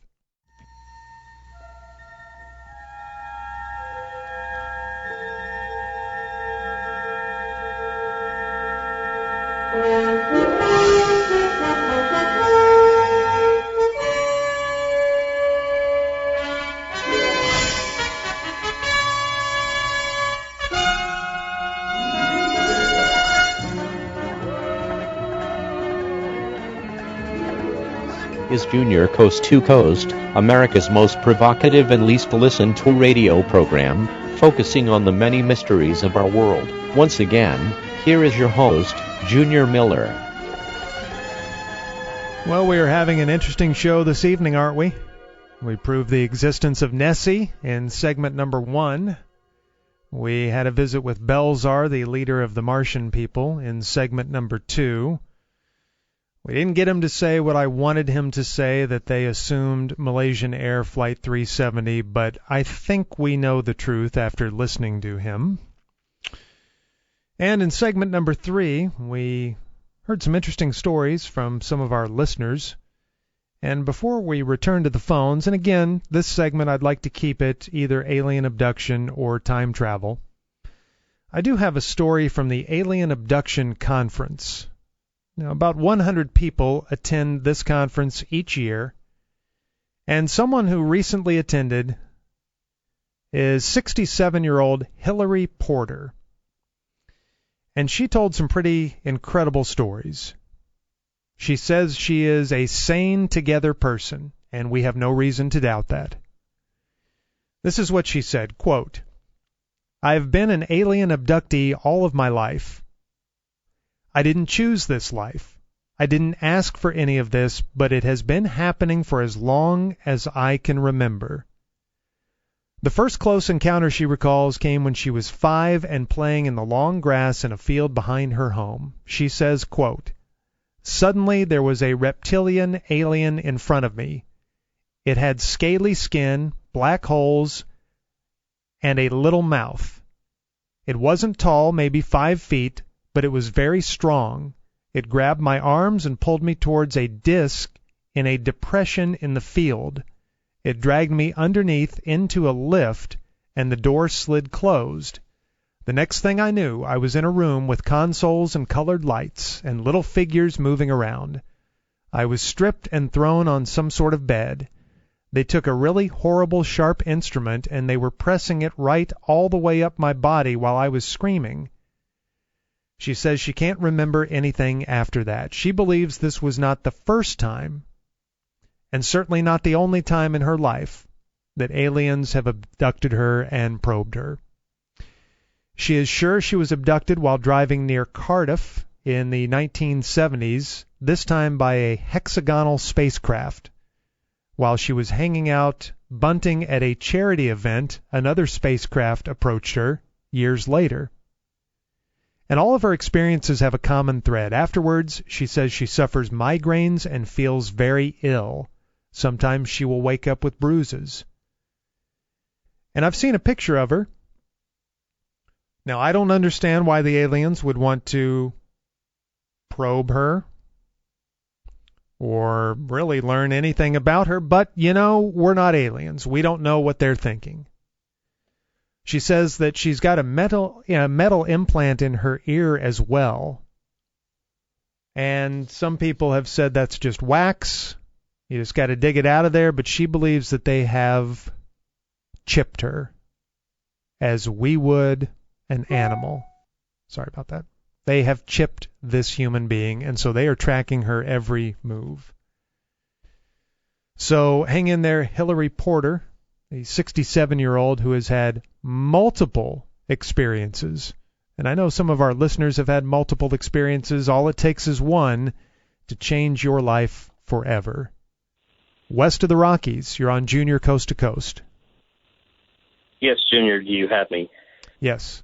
It's a phone. It's not that big a deal. Thank you for having the courage to take my call and providing a platform. I had a time travel experience about a month and a half ago. Interesting. We were leaving a wedding reception at the, I believe it's called the Filter Building over near White Rock Lake. And so I'm not very familiar with the area, so I was driving home, and all of a sudden my GPS started to go out, and I started getting lost. And all of a sudden, it was like my car had hit a vortex, and I was able to travel all the way across the lake to another point, in which once I came out of the wormhole, I guess, I noticed there was a lady in white. Have you ever heard of a lady in white at the White Rock Lake? I believe it's a story, but anyways, she looked like she had been in the lake, and so I went to go help her. And once I turned around, it wasn't the lady in white at all. It appeared to be Bruce Jenner, but he's a guy, and he his hair was long, but I didn't know if possibly when I went through that hole that he was a man at one point, and then when I came out, he was some kind of transsexual. It was very, very disturbing, and this is the first time I've been able to bring this up to somebody. Well, I wonder if your thoughts of what happened there. First of all, thank you for your courage, because I know you're afraid to share the story because you think people will make fun of you, but we don't make fun of people on this program. Secondly, you have just blown my mind, mister. Wow, what a story. Now, at first, I was a little worried because it sounded like you were combining time travel with the Legend of the Lady of the Lake story, and that doesn't really make a whole lot of sense to me. But the Bruce Jenner element, wow. Now we've got something. So are you thinking you traveled forward in time and saw Lady Jenner? I want to say that because, it almost when you say you go forward in time at the same time, so you're actually in the present. But to switch from two different points within nanoseconds, I believe that when I came out on the other side, possibly, and here's the thing I thought about this, Junes, and you think about this. If you had those daughters in your house and in your life all the time, wouldn't you want to do the same thing? But that's a topic for another day. But yeah, I don't understand where you're going with that. But let's think about this. Bruce Jenner, as a child, as an adolescent, as a young adult, possible that he found his own time portal, went forward, and saw himself as a woman, and that is when he got the idea, follow me here, I know this is mind-blowing, that's when he got the idea to become a woman, that without time travel, the seed is never planted. Perhaps the urge is never there. And perhaps it is now, today, not the biggest story in the world, outside of ISIS and some other stuff. But you know what I mean. Perhaps time travel is why America's gold medal decathlete is now a woman. Wow. Man. How do you sleep after that story? East of the Rockies, you're on Junior Coast to Coast. East of the Rockies? Do you read me? You don't have to say that. Yes, I hear you. Junes, I'm sorry. I thought I was calling in from the on top of the Rockies line. But I would like to clear up some things about the previous gentleman's call. Please. It's well established that Bruce Jenner is becoming a woman. And as Belzar pretty much admitted earlier in the show, it's well established that the Martians assumed Malaysian Airlines Flight 370. But what most people don't know is how those two are connected. And I'll have you know that the information I'm about to give you comes on first-hand authority. My best friend's sister's boyfriend's brother's girlfriend heard from this guy who knows this kid who's going with the girl who saw Bruce Jenner at 31 Flavors last night. I'm following. It's serious. Bruce Jenner was actually on Malaysian Air Flight 370. Oh, when now, it was assumed by now the hold on.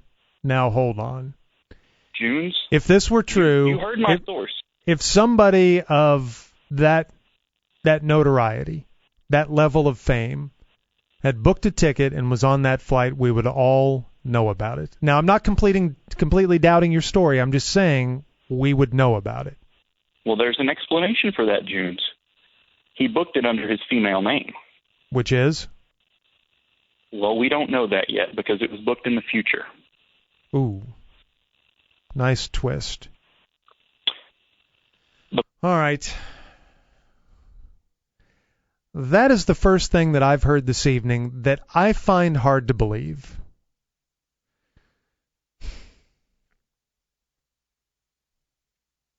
In fact, and I hate to doubt anybody who calls because I feel like our listening audience is really on top of it, quite sane. That is the first call that I'm going to go out on the limb and say that I do not believe. Let's see where we go from here. To the wild card line, you're on Junior Coast to Coast. Hi. Hi. Hey. I'm just a little curious how someone in your position got to where you are, because anyone with any amount of intelligence or any amount of rational thinking would know that everything that you spoke about Nessie earlier was completely untrue. Anybody with any amount of intelligence knows that Nessie was perpetrated by our own government. I'm not sure about that last point. By the way, why do all the callers sound exactly the same? They all have the same voice. They're not.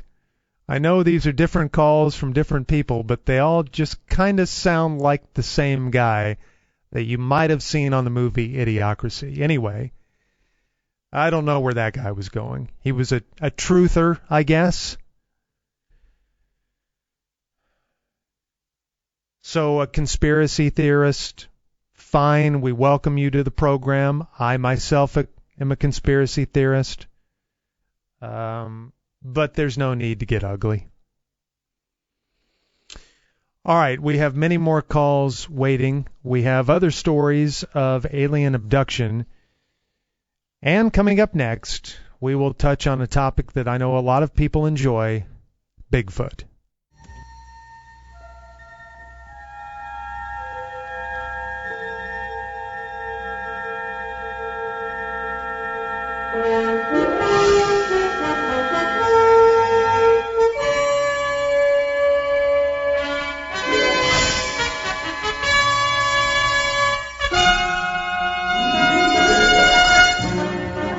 Broadcasting from the Kingdom of Blaine Nye, this is Junior Coast to Coast, America's most provocative and least listened to radio program, focusing on the many mysteries of our world. Once again, here is your host, Junior Miller. Well, to say the least, this has been a lively show. It's 8:13 here on the ticket, and this is Coast to Coast. We have talked about Nessie. We have talked about the abduction of Malaysian Air Flight 370, other alien abduction stories. I wanted to get into Bigfoot in this segment, and this is the great thing about this program. You never know when someone's just going to pop in with a story of their own. And what I think this program does is it encourages people who have been keeping something that they think is maybe a little embarrassing. They keep it bottled up. We give them the forum to come forward, share the story of alien abduction, share the story of time traveling, share the story of an encounter with everybody else who's listening, who's a part of our family. And joining us from next door, from KSCS Morning Show, used to be with Terry Dorsey, but he ran him off. It's Hawkeye Lewis. Hi, Hawkeye. How are you? Yeah, you need to turn that on. Go. Do you know how to work a mic? Yes. Yeah, we don't have to work our own over there, so I don't know. So you're on your way to the Bob Seger concert next door. Exactly, and I was tuned in, as I always am every night, to Junior Coast to Coast. And I thought, you know what, maybe it is time to kind of share this story. I kind of keeping it under wraps. I'll just tell you a little family history. My dad was an Air Force officer, stationed for his final assignment at Lackland Air Force Base in San Antonio.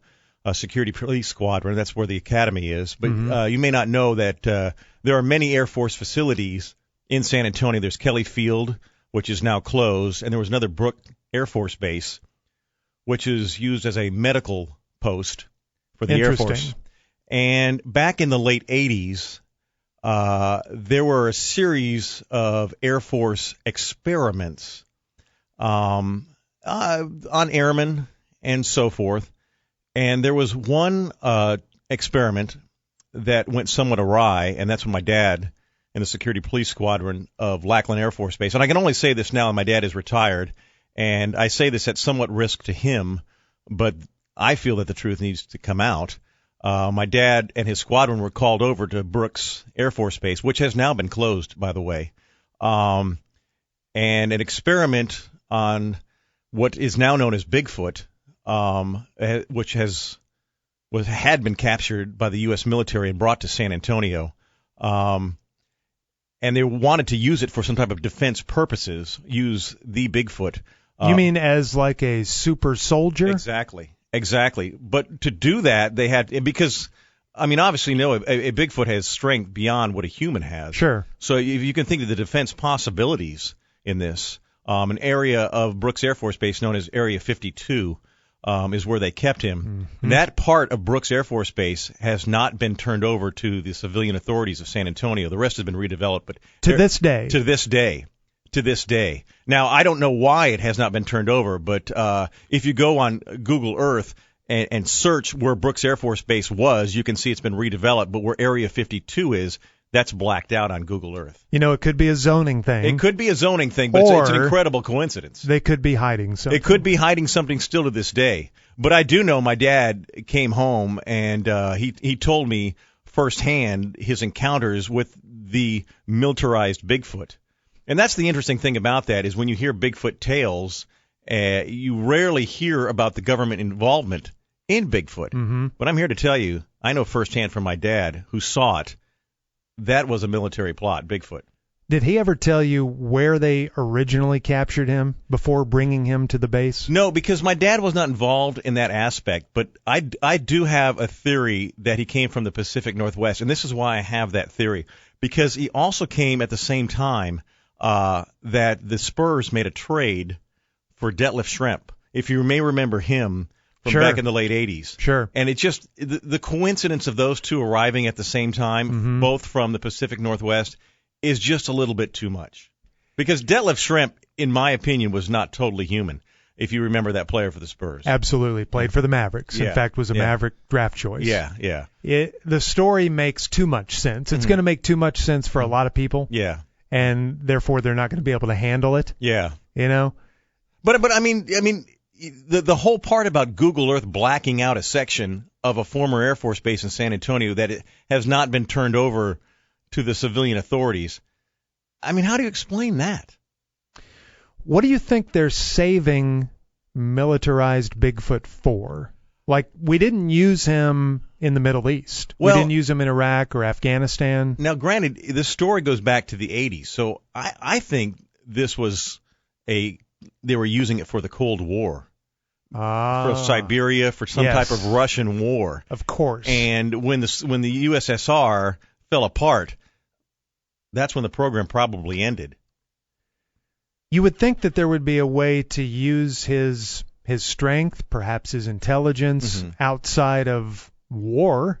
You know, why keep him under wraps for 30 years just because the Cold War ends? Can't you put him to use? Maybe he puts the star on top of the Christmas tree in Washington, D.C., the national tree, Well, something like that. You know, I just know my dad's encounter with him, and I think they just never got it under control, the militarized Bigfoot. They just never, ever were able to, use it where it could take orders, where it could wear a uniform. Sure. Who would make one that big? I know. That's silly. That would just be silly to make one that big. Do you think there's just one Bigfoot, or do you think there are many Sasquatches running around? Well, in the wild, I think it's been documented, and it's well documented, that there are many in different parts of the country.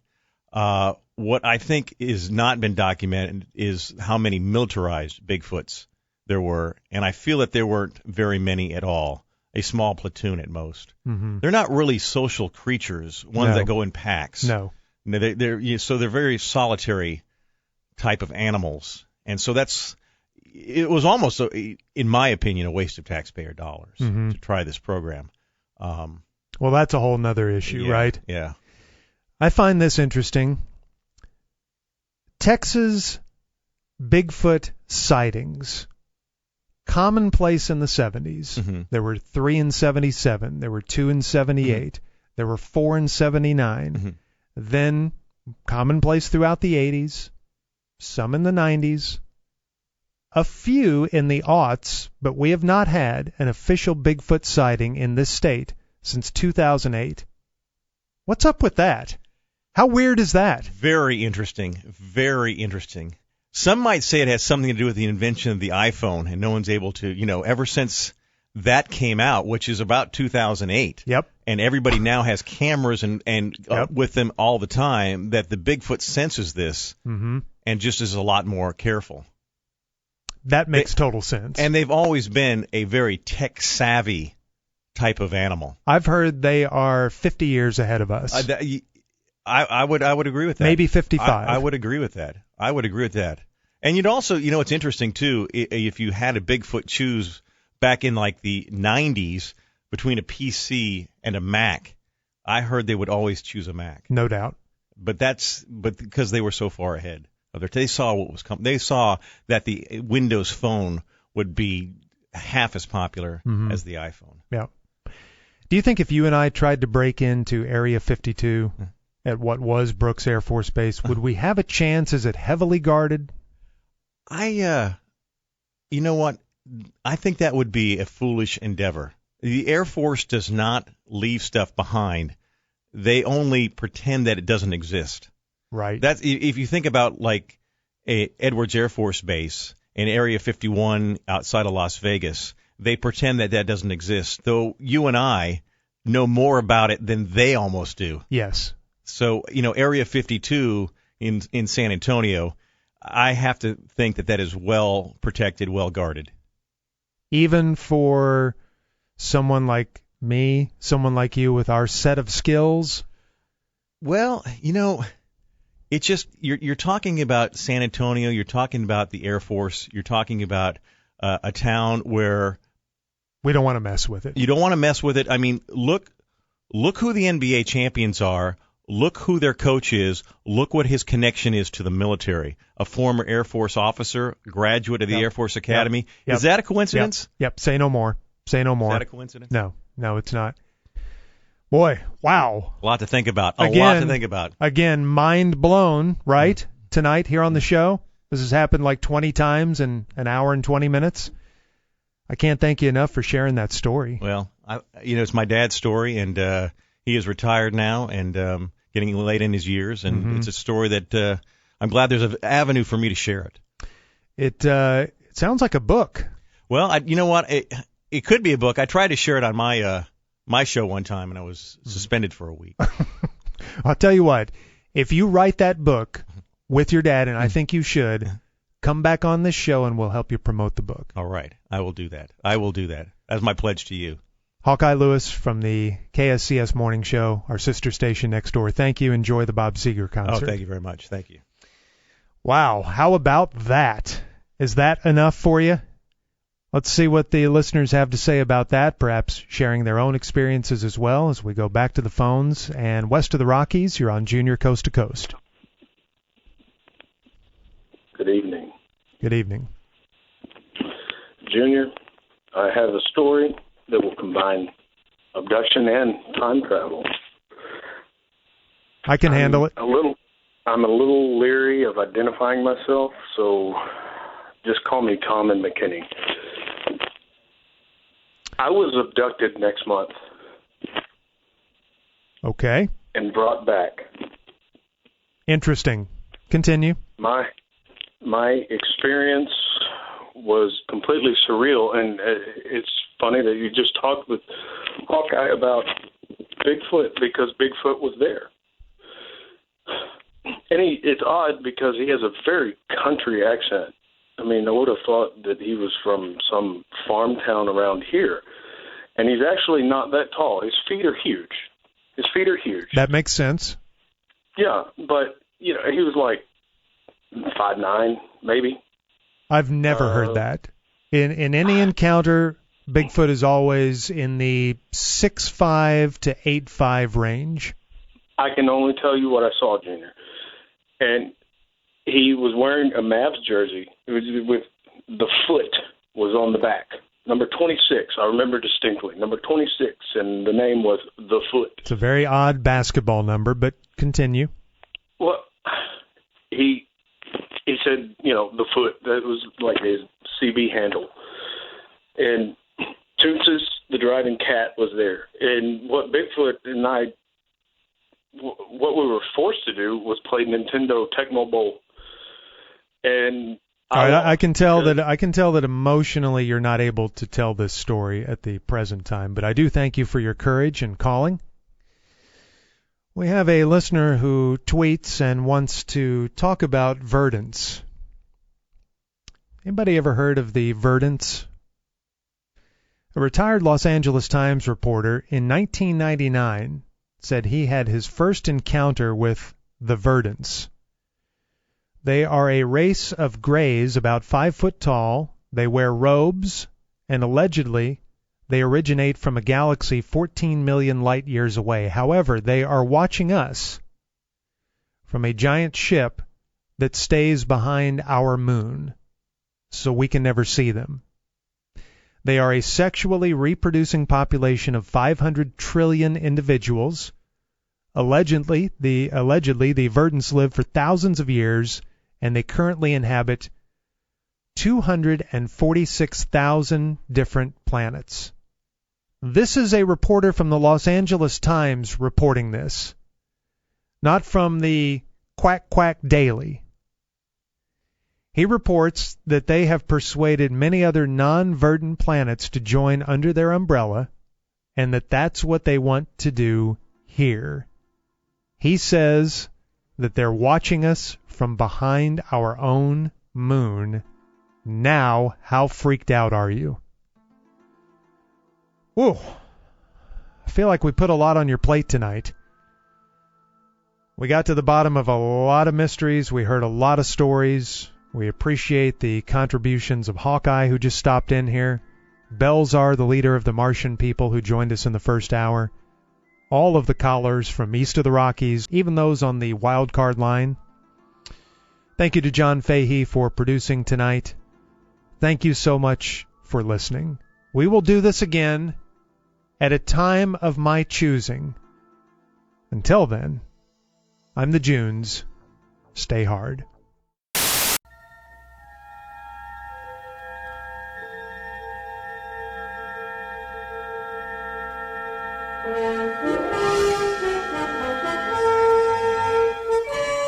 From an undisclosed location in the Kingdom of Plain Night, this is Junior Coast to Coast, America's most provocative and least listened to radio program. Be warned, this is the radio show the government doesn't want you to hear. And now, here's the provocative and popular Junior Miller. Well, good evening, and a very good evening from parts unknown. This is Coast to Coast. I am the aforementioned Junior Miller. And tonight we are transmitting on a scrambled encoded signal because there are certain powers that be, certain governments, that don't like the fact that we tell the truth here on Coast to Coast. Hopefully, if you are listening tonight, you are a believer in all things paranormal, extraterrestrial, and otherworldly. Your mind is open to any possibility because any possibility is always possible. That's what Coast to Coast is all about. And again, I wish you a good evening and a very good evening. Tonight on the program, we will be discussing the latest alien news, including recent UFO sightings. We will also spend a segment talking about those shadow people who live in another dimension, but who visit our world from time to time. And we will spend a full segment later this hour discussing the nectar of life, which has been making plenty of headlines recently. Of course, I'm talking about urine. If you've listened to this program for any length of time, you know that I'm a big believer in our ability as humans to survive on our own urine. And now the rest of the world is starting to agree. And this is the perfect night for Coast to Coast. I'm sure you are aware that we have a full moon tonight.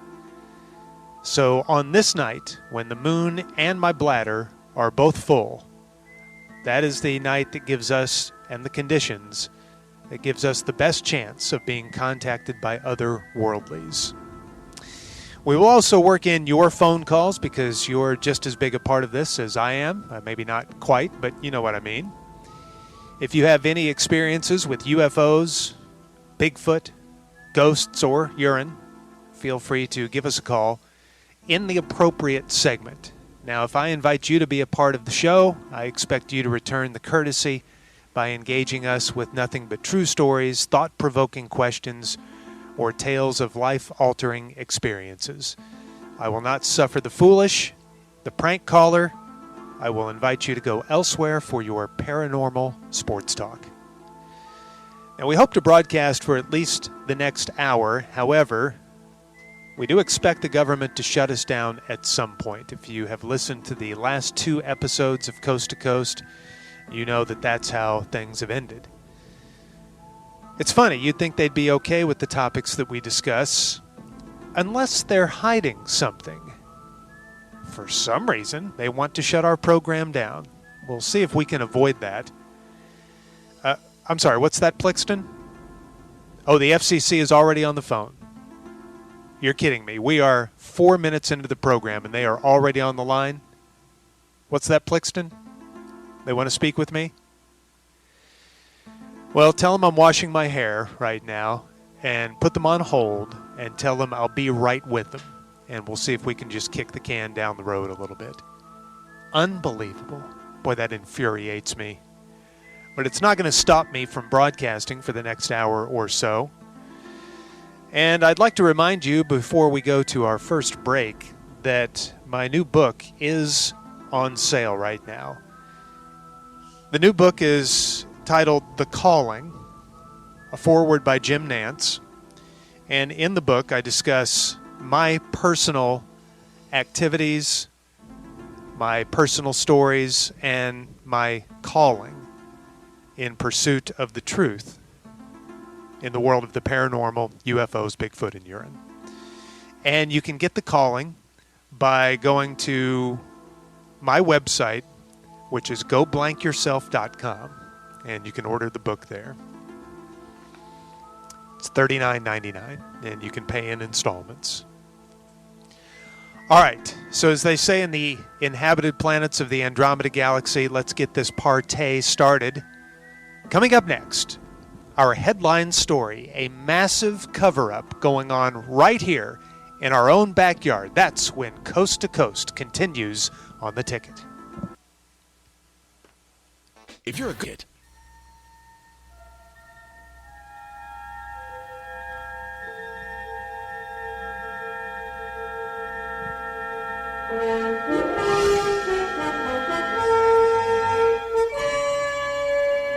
location in the Kingdom of Plain Night. This is Junior Coast to Coast, America's most provocative and least listened to radio program. Be warned, this is the radio show the government doesn't want you to hear.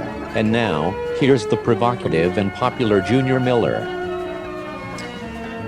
And here we are on May 10th, 2017. 5/10/17. Add that up, and you get 32. Need I say more? Good evening and a pleasant good evening. Under this full moon and in the shadow of the constellation Taurus the Bull, this is Coast to Coast, and I'm very happy that you've joined us, in particular for this segment, because in this segment, we're going to discuss a massive cover-up going on right in our own backyard. And I'm sorry, what's that, Plixton? The FCC is still on the line. They want to talk to me immediately. Tell them I'm gathering cans and bottles for a recycling project and that I will be with them shortly. Put them back on hold. Thank you, Plixton. As I mentioned, there's a massive cover-up going on in our own backyard, and it's time that I expose it. Perhaps you saw this story this week. I quote from the CBS 11 website. Dinosaur investigator Art Shalstein said it's world history as he sat on a large rock in a Springtown, Texas creek bed. And he continued, "We are so lucky to live in a place where it's just seeping out of the ground. Shalstein has been digging up dinosaurs for 15 years after he discovered the Arlington dinosaur site. He was called to Springtown this week when a hiker found a large three-toed footprint. He's seen dinosaur tracks before, but said he'd never seen anything like this. This expert said we have juveniles, we have subadults, we have adults. Dinosaur footprints everywhere, likely from the granddaddy of the T-Rex family. Common sense says that, heck, this had to be some sort of family outing. And there's no real rhyme or reason right now as to the direction. They were all just tromping around in the mud 110 million years ago having some fun. Word of mouth already is drawing people to see them, like 21-year-old Chloe Walden, who said, quote, and I quote, "Amazing. I've been looking for fossils on this part of the creek since I was a kid. I've never found anything like this before. That's super cool." End quote, and I end the quote. Hey, Chloe, don't you think it's odd that these tracks weren't discovered until now? We have 6.5, 7 million people living in the Metroplex, and nobody had seen giant dinosaur footprints in a wide-open public creek bed until now? You want my theory? These are not 110 million years old. They are fresh. My theory is that space aliens, very likely from a planet far beyond but in the neighborhood of Orion's belt, have been time traveling. On their journey through time, I believe they stopped in the land of the lost some 100 million years ago and picked up a few dinosaurs to use as transportation once they left their main spaceship. Then they continued to time travel, and through the vortex of time known as a black hole, they arrived in our year 2017 here in North Texas. Realizing they couldn't land their ship on our planet without causing a scene, they made a very brief touchdown, and they dropped off several of their soldiers and scientists, all riding dinosaurs. It is my understanding that they felt like the best mode of transportation on our Earth would be to ride a dinosaur because they are fast, powerful, can go anywhere, can handle any enemy in the animal kingdom. So I don't believe that it's far-fetched at all to think that those footprints found this week near Springtown are fresh, not 110 million years old, as the media and the government would like you to believe. Quite frankly, I don't know how anyone could think otherwise. But our government, knowing the truth, has orchestrated this massive cover-up story that two hikers just happened upon 110 million year old tracks. Yeah, right. Hey, government, do you have some swampland in Florida you'd like to sell to us as well? The question now is, where are these aliens holed up? Are they even still with us, or have they returned to their spaceship with their dinosaurs? And are they continuing to time travel? Perhaps now they are experiencing the year 2047, where they are discovering that the Cowboys still haven't won another Super Bowl. I'm going to lead an expedition this week around Springtown to search for our friends from Orion's Belt and their dinosaurs. And if you'd like to go with me, you can sign up on our website. Again, go blankyourself.com. You can also go there and order my new book, The Calling, which deals with my life with the paranormal, UFOs, Bigfoot, and urine. $39.99 you can pay in installments. In a possibly related story, a mystery about hundreds of huge triangular UFOs seen sweeping silently across the United States has deepened after a witness, did you hear that? Witness, reported a very close encounter. The unnamed person, well, isn't that interesting? The unnamed person claims to have seen two large triangle-shaped objects hovering above Savannah, Georgia at 9:45 p.m. last night. Ladies and gentlemen, this is fresh UFO news, less than 24 hours old. Perhaps these are our friends who have moved eastward. A UFO sighting 1,000 miles or so to the east of Springtown, 2 days after these dinosaur tracks are discovered. That's too much to be a coincidence. Many reports tell of a silent triangle shape defined by a series of lights that are said to be in some cases as big as a football field moving slowly across the sky. Thank you. We were headed south on East Broad, said the unnamed witness, when I saw two very large triangular crafts hovering above the city. They were very dark gray to black in color. They were covered in large, round, white lights. The crafts were parallel to each other and perpendicular to the ground. The widest part of the triangle was closest to the ground with the top pointing upward. They stayed stationary. I saw them above the city, fairly low, flying for any sort of air traffic. Now, this sounds an awful lot like the Phoenix Lights incident of March 13th, 1997. If you've listened to this program for any length of time, you know all about the Phoenix Lights. 1997, This is the 20th anniversary of the Phoenix Lights. Still no explanation. Certainly none from our government. We're going to take some phone calls in this segment on your interactions with UFOs or aliens. But I do want to mention one more thing before we go to the phones. And it's something that is not reported in this story, this most recent sighting, but it's known to many. It's something that is often experienced during alien visitations, and I am speaking of anal probing. This is apparently the number one way that visitors from beyond gather information about us. Or it's just how they get their jollies. We don't really know. What we do know is that if you are ever approached by space aliens, they most likely have anal probing on their minds. So while you may be interested in engaging them and teaching them about our culture, learning about their culture, just know that there's about a 95% chance that they have anal probing on their minds. And what may start as the experience of a lifetime may quickly go south in more ways than one. East of the Rockies, you're on Coast to Coast. Good evening.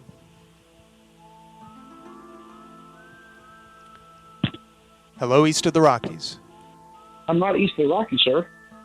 All right, we'll put you back on hold, and let's go to west of the Rockies. Hi, you're on Coast to Coast. Hey, Junior? Yes. How you doing, sir? Good, how are you? Had a small alien experience one night back in 1987. Shortly through graduating high school, me and a group of friends were at the ballpark. Actually, it was not. It was Ranger Stadium back then. Arlington Stadium. Yes, the old Arlington Stadium. After consuming large amounts of alcohol as minors with a fake ID, I was asked to leave by APD and the local security force. As I finished my beer and laughed at them, we went to a pool party. Shortly after that, I retired to my home, laid on my front porch half naked, and stared at the skies, where I observed red lights and blue lights swirling in circles. Interesting. They descended toward me. They went to the skies, which, some aircraft have those nav lights. I'm a commercial pilot. But they never disappear in opposite directions at the speed of light. And that's what you witnessed. Aliens. I witnessed it laying half naked on my front porch at the age of 17, drunk after leaving the Ranger game. I was there.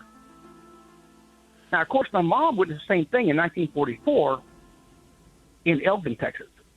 She experienced the exact same thing some 50 years earlier.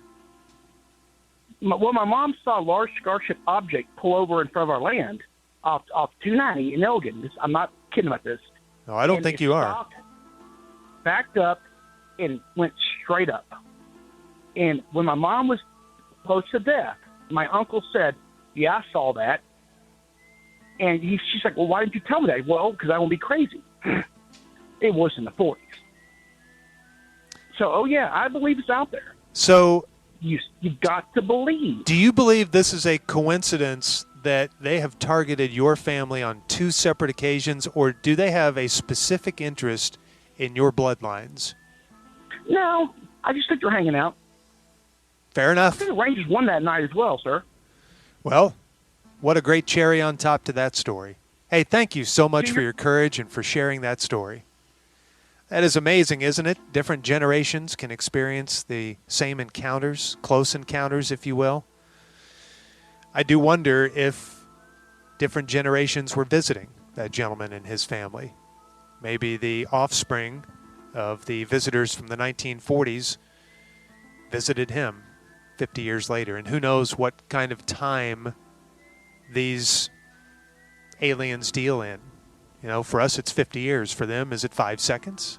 Do they even call it seconds? Or minutes? Or hours? Or days? Or years? We have no idea. We don't know what time is like for them. We do know that many of them are capable of time traveling. But that's about the extent of it. Anything else is conjecture. Let's go to the wild card line. Hi, you're on Coast to Coast. We're talking UFOs and alien encounters in this segment. Good evening. Junior, how are you, sir? Good. How are you? I'm doing wonderful. I just want to thank you so much for your courage. Well, thank you. And for what you do to your body for us. Just a quick thing, Junes. Not a lot of people know this, and I've actually got some inside information, but aliens are currently walking among us on a daily basis. I believe it. What they've done through their superior technology is camouflage themselves. Mm-hmm. But there's a few of them that have been here long enough now that aren't able to disguise themselves as well as many of the others, and that is actually how I found out some of this information. There's an alien that I have had some contact with. His name is Sam Cassell. You may have heard of him. He had a career in the NBA. Well, basically, what he has told me is that you're exactly right. The reason that they're here is they have to further their technology, and the only way that they can get that information in order to do that, to save their... Sir, let me stop you. I know Sam Cassell. Sam Cassell is a friend of mine. And Sam Cassell was a damn fine point guard. Sam Cassell is no alien. Get off this show. West of the Rockies, you're on Coast to Coast. Hey, Junes. Hi. Is this a secure line? Because I have some very top-secret information. All of our lines are secure, so anybody calling this program, you don't have to worry about the government eavesdropping, unless, of course, they're listening to the show. Okay, great. So I have a family member, unnamed, obviously, like I was saying, that works for Area 51. Interesting. And he actually has busted a couple myths for us. The way that aliens actually get into our planet, the things you hear about saucers or whatever, triangular ships, stuff like that, are actually their mother ships. But when they want to come down and explore themselves, they have this, like, thick kind of gel type of substance, and if they don't land correctly, it dissolves them. And so that's why you never really see them walk around. But the Area 51, they caught one walking around. Well, just landed, and so they see him get out of the substance, and it's giving birth. Well, unlike other aliens, and this is why they're exploring our butts, is his theory, is because it was giving birth not as a vaginal / born alien, but through the anus. And so when they're exploring our anus, they're actually looking for other types of forms of life that might be in our anus. And lastly, he said, to our dismay, that some forms of aliens, not all forms, but there is a breed of aliens that the uniform czar would not like because they dress a little bit like the Jacksonville Jaguars. Well, that's certainly disturbing news. Thank you for sharing. I have no doubt that aliens are among us. I believe that they are capable of camouflage. I believe they are capable of hiding from us, and maybe sometimes they're hiding in plain sight. It's long been a theory of mine if you've listened to this show. You know that I believe that they could be very, very tiny. We are so primitive in our thinking that any other being in this universe is going to be our size. Oh, if somebody comes down from another planet or a spaceship, they're going to be about 5 feet to 7 feet tall, and they're going to have a couple of eyes, and they'll have arms, and they'll walk around. Well, why do we think that? It's because we can't expand our minds. We think everybody's like us. Well, I think that we could have aliens all around us, but they could be microscopic. Or they could have a cloaking device. They could be our size or 50 times our size, but we can't see them because they know how to hide from us. So I think all of this is possible. I draw the line at aliens dressing like the Jacksonville Jaguars, though. All right, we're off to a roaring start here on Coast to Coast. Coming up next, we have a story from one of our loyal listeners that is going to shock you and scare you when Coast to Coast continues.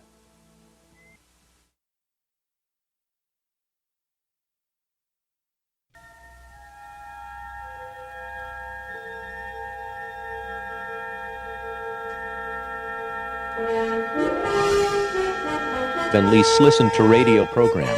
Be warned. From an undisclosed location in the Kingdom of Blaine Nye, this is Junior Coast to Coast, America's most provocative and least listened to radio program. Be warned, this is the radio show the government doesn't want you to hear. And now, here's the provocative and popular Junior Miller. And I think what you just heard was some government interference trying to knock us off the air. But we continue. Here on this May 10th, under a full moon, we are at an undisclosed location as we continue on Coast to Coast. By the way, this is the year 2017. Do a little math there. 20 plus 17 equals 37. Fascinating. In this segment, we are going to talk about experiences that you may have had with people from another dimension, as they are sometimes called ghosts or shadow people. And I get this story from a listener by the name of, let's call him Matt. He says this was from when he was a teenager in San Antonio. He says, this story changed my life forever, and I will forever believe in ghosts. He says, we were staying at a hotel in San Antonio that was right next to Six Flags Fiesta, Texas. Since we were staying at the hotel, they gave us free tickets and early access to the park, which was great. So me and my buddy go in, and we are basically the only people there and maybe a few other hotel guests. Now, my buddy was terrified of roller coasters, so I basically rode all the rides by myself that day. After about an hour, I decided I wanted to ride the Rattler, which is an old wooden roller coaster, basically the same as the Texas Giant. I get up on the coaster, there is no line, so I go straight to the front car. I thought I was going to be the only one riding, but another young teenager walks up and asks if he can sit with me at the last second. I say, sure, no big deal. We both strap in, but the cart attendant only checked my seat to see if it was secure. I just thought if you checked one side, both sides were safe. So the ride starts and all is good. The coaster was fun. When the ride stops, me and the teenager get off and I tell him, take it easy. And he says the same to me. I walk out of the ride in front of all the other passengers toward the little area where it shows you the picture it took while you were going down the big fall. I walk up to the screen to wait for my picture. Since it was early, no one was working the counter to buy the pictures, but they still showed up on the TVs. Like I said before, it was just me on the ride before the other teenager got on at the last second. When the picture finally showed up, I about peed my pants. It was just me in the picture. No one sitting next to me. It was an empty chair. There wasn't a glare. There wasn't anything that would have obscured the teen that I thought was sitting next to me. I ran back up to the top of the ride to ask the cart attendant if he had seen someone in the cart with me, but I guess they had switched shifts or something because it was not the same person. I looked all over for the kid around the ride and throughout the park for the rest of the day, but I never saw him again. It's one of the craziest things that has ever happened to me. I will forever believe in ghosts. And that is from, shall we call him Matt, in San Antonio. What an incredible story. Also an incredible story of government interference. We get this from a loyal listener, Spencer. He says, I'm a student at a large government-funded, government-operated university. Like every college student, I have final exams. All of my exams this week, except for the one I have today, are morning exams at regular hours. Tonight, however, my exam starts at 8 p.m., exactly when Coast to Coast was scheduled to start. Coincidence? I don't think so. I believe government officials tipped off my university administrators that someone would be speaking the truth at that hour, and they want to ensure us young, impressionable students are not occupied with your radio show, but instead are occupied with our final exams, as to censor us from hearing the truths that we have the right to hear. What's next? Junior, this needs to be addressed. I am deeply concerned. He also thinks that it could be linked to the firing of FBI Director Comey, that was suspiciously close to our show. I'm sorry, what's that, Plixton? The FCC is still on hold, and now you're getting a call from the office of the president? All right, make something up. Tell them that I'm reordering my baseball card collection, and when I get all the numbers from 1 to 726 in order, then I'll take their call. But just tell them to hold on for a few more minutes. All right, if you'd like to talk about government interference, if you'd like to talk about ghosts, shadow people, the paranormal, let's go to your calls for the remainder of this segment on those topics. And why don't we start with the wild card line? Hi, you're on Coast to Coast. Junes, how you doing? Good, how are you? I'm all right. Okay, I'm going to give you a fake name just in case anybody's listening. My name is definitely not Nate, and I definitely do not live in Denton. That is smart. Okay. All right, now I'm going to start you off with a quick story about something that happened to me just last week. Okay? All right. I have about a 10-month-old human baby, okay, here at home. His name's Isaac. Oh, that's not his name. No, his name's Schmeisek. And Schmeisek and I were reading a book together, one of those classic baby farm animal books. We start flipping through the pages, come across a horse. Isaac starts cracking up, laughing, cheering. Later on that evening, we're on the back porch. I've got my sunglasses on because it's nice and bright outside. My child smacks the sunglasses off of my head out of nowhere. My head whipped back. And then just an hour after that, we're watching the Rangers game, and Rug Nedodor comes to bat. And Isaac starts cheering, laughing, and clapping. Now, I don't know if you remember this, but do you remember the story of the woman a few months ago that was on the hard line talking about how her son was reincarnated Lou Gehrig? Do you remember that? Yes. Okay. Now, this is only a theory, but I think it would explain a lot. It is my theory that my son has become the pre-incarnate Rug Nedodor, and the spiritual part of his body that contains his baseball talent has transferred to my son. It is also my theory that the rest of the Texas Rangers have lost their baseball talents as well and could be residing, as we speak, in the body of other human babies around the Metroplex. This now, is I'll fascinating. leave you with this question. Yes? I want to leave you with this hypothetical, with this question, and then I'll hang up and listen. Okay? Do you think that this team of potential super pre-incarnate Texas Ranger babies could defeat the 1994 Montreal Expos that led the National League East when the season was canceled by lockout? What an incredible hypothetical and story. And you know what? I believe every bit of it. So what you're saying is that this team, this potential team of 10-month-old human babies, it's basically these Rangers, but they're all 10 months old. And they're all human babies, and so that in another 20 to 25 years, this would be the team to beat, if they all realize their potential. Could they beat the 1994 Montreal Expos? Well, joining us here on Coast to Coast from the Hardline, which was just mentioned, is Mike Greiner. Mike, what do you think of that hypothetical? Pretty interesting, isn't it? Most interesting. That is fascinating. That's some deep thought, the kind that listeners of Coast to Coast put forth quite often. Yeah. Which is one of the reasons the show's so successful. It's amazing. We're in, I've even lost track of how many years we've been around now. But, yeah, stories like that keep us afloat. And wouldn't you like to see that, a team of 10-month-old Rangers against a full-grown 1994 Expos team? 10-month-old human babies that have somehow acquired the baseball talents of the present-day Rangers. And I guess he knew that it was Rugi or Odor pre-incarnate because he punched him. The kid punched his dad. Yeah. What a beautiful story. That is a beautiful story. I don't know if they could handle the 94 Expos. They were really good. All right, let's go to the wild card line again, since it rewarded us so much there. Hi, you're on Coast to Coast. Hello, Junior. Hello. If that is your real name.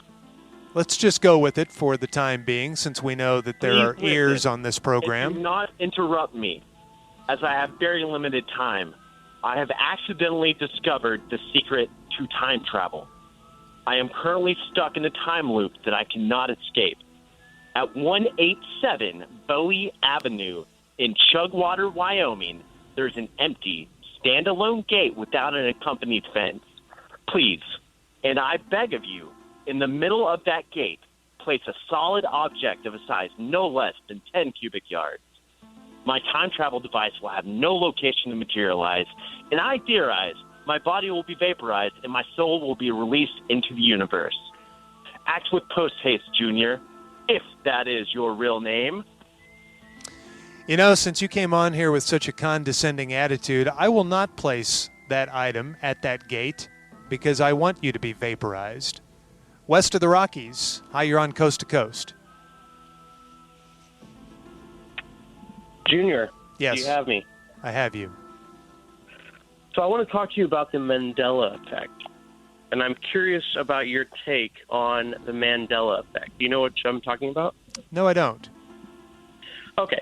So the Mandela effect is the probability or the possibility that there is a massive amount of misremembering by many millions of people. It's done because it's called the Mandela effect because Mandela did not die in prison, though there are millions of people who remember him dying. Nelson Mandela, I'm talking about, dying in prison, although he died in 2003, much later. I can give you some examples. Well, I would say the world probably remembers him being released from prison, no? Well, a lot of people do remember that. I remember that, but a lot of people remember him dying in prison. They remember a funeral on TV. Now, that's not the greatest case. Let me ask you this. How do you spell Oscar Mayer, the Wiener Company? It's not a joke. The last name, Oscar Mayer. How do you spell Mayer? My baloney has a first name, it's Oscar. My baloney has a second name, it's Mayer. Okay. So you've passed that one. Let me ask you another one, though. Let me ask Stay you with something. Me. Please stay with. Yes, sir. Why don't you go straight to hell and get off this program? Let's go east of the Rockies. You're on Coast to Coast. Well, everybody a little slow on the uptake tonight. East of the Rockies, you're on Coast to Coast.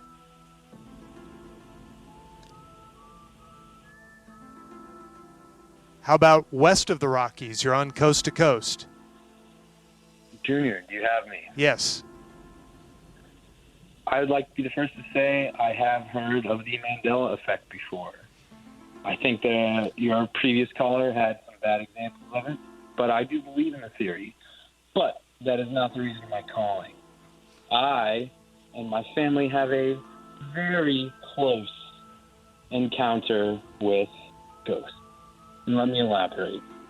My sister, who is younger than me, at a very young age of maybe 3 or 4, the thing that she and my father had done was plant corn stalks and tomatoes in the garden of our family's backyard. They, for weeks and weeks, watered the plants. They grew the plants, watched them grow, and it was a thing that a father and his young daughter were able to do together. However, the day my sister asked my father, Dad, can we plant, or can we pick these plants? He says, no, we need to wait one more night, and we can. The next morning, my father awoke at the time that grown men do, and walked out in horror to realize that rats had demolished the entire field of tomatoes and corn. Horrified, he told my sister of exactly what happened. Heartbroken, as young children would be, to see something that they worked so hard for taken away overnight. Her innocent 3-year-old self said that she hopes that whoever's responsible is punished. And I kid you not, Junior, if in fact that is your real name, the next morning, my father awoke, went to the garden, and found 25 rat carcasses lining the garden. If there's another explanation, I'd like to hear it from the master. but I think my family has experienced a spiritual or ghostly. What happened to this little 3-year-old? She is still with us. Well, then she needs to be locked up and studied, and we need to harness her supernatural powers. I agree. Growing up with her, I definitely agree with that. All right, lock her up. Thanks for your call. Coming up next on Coast to Coast, Urine Talk. Does during the Deep Night Ticket, live from the Woodford Reserve Musers Ticket Campound. Brought to you by North Texas GMC dealers, Hagewood Property Tax Consultants, and Sports Radio 1310 and 96.7 FM The Ticket. From an undisclosed location in the Kingdom of Blaine Night, this is Junior Coast to Coast, America's most provocative and least listened to radio program. Be warned, this is the radio show the government doesn't want you to hear.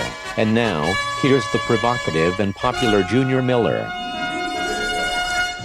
It is 9 o'clock, at least where we are, with a full moon peeking over the trees in the distance. We're at an undisclosed location, and 1 hour is behind us. That's what we wanted tonight, at least an hour of broadcasting before the government attempted to shut us down.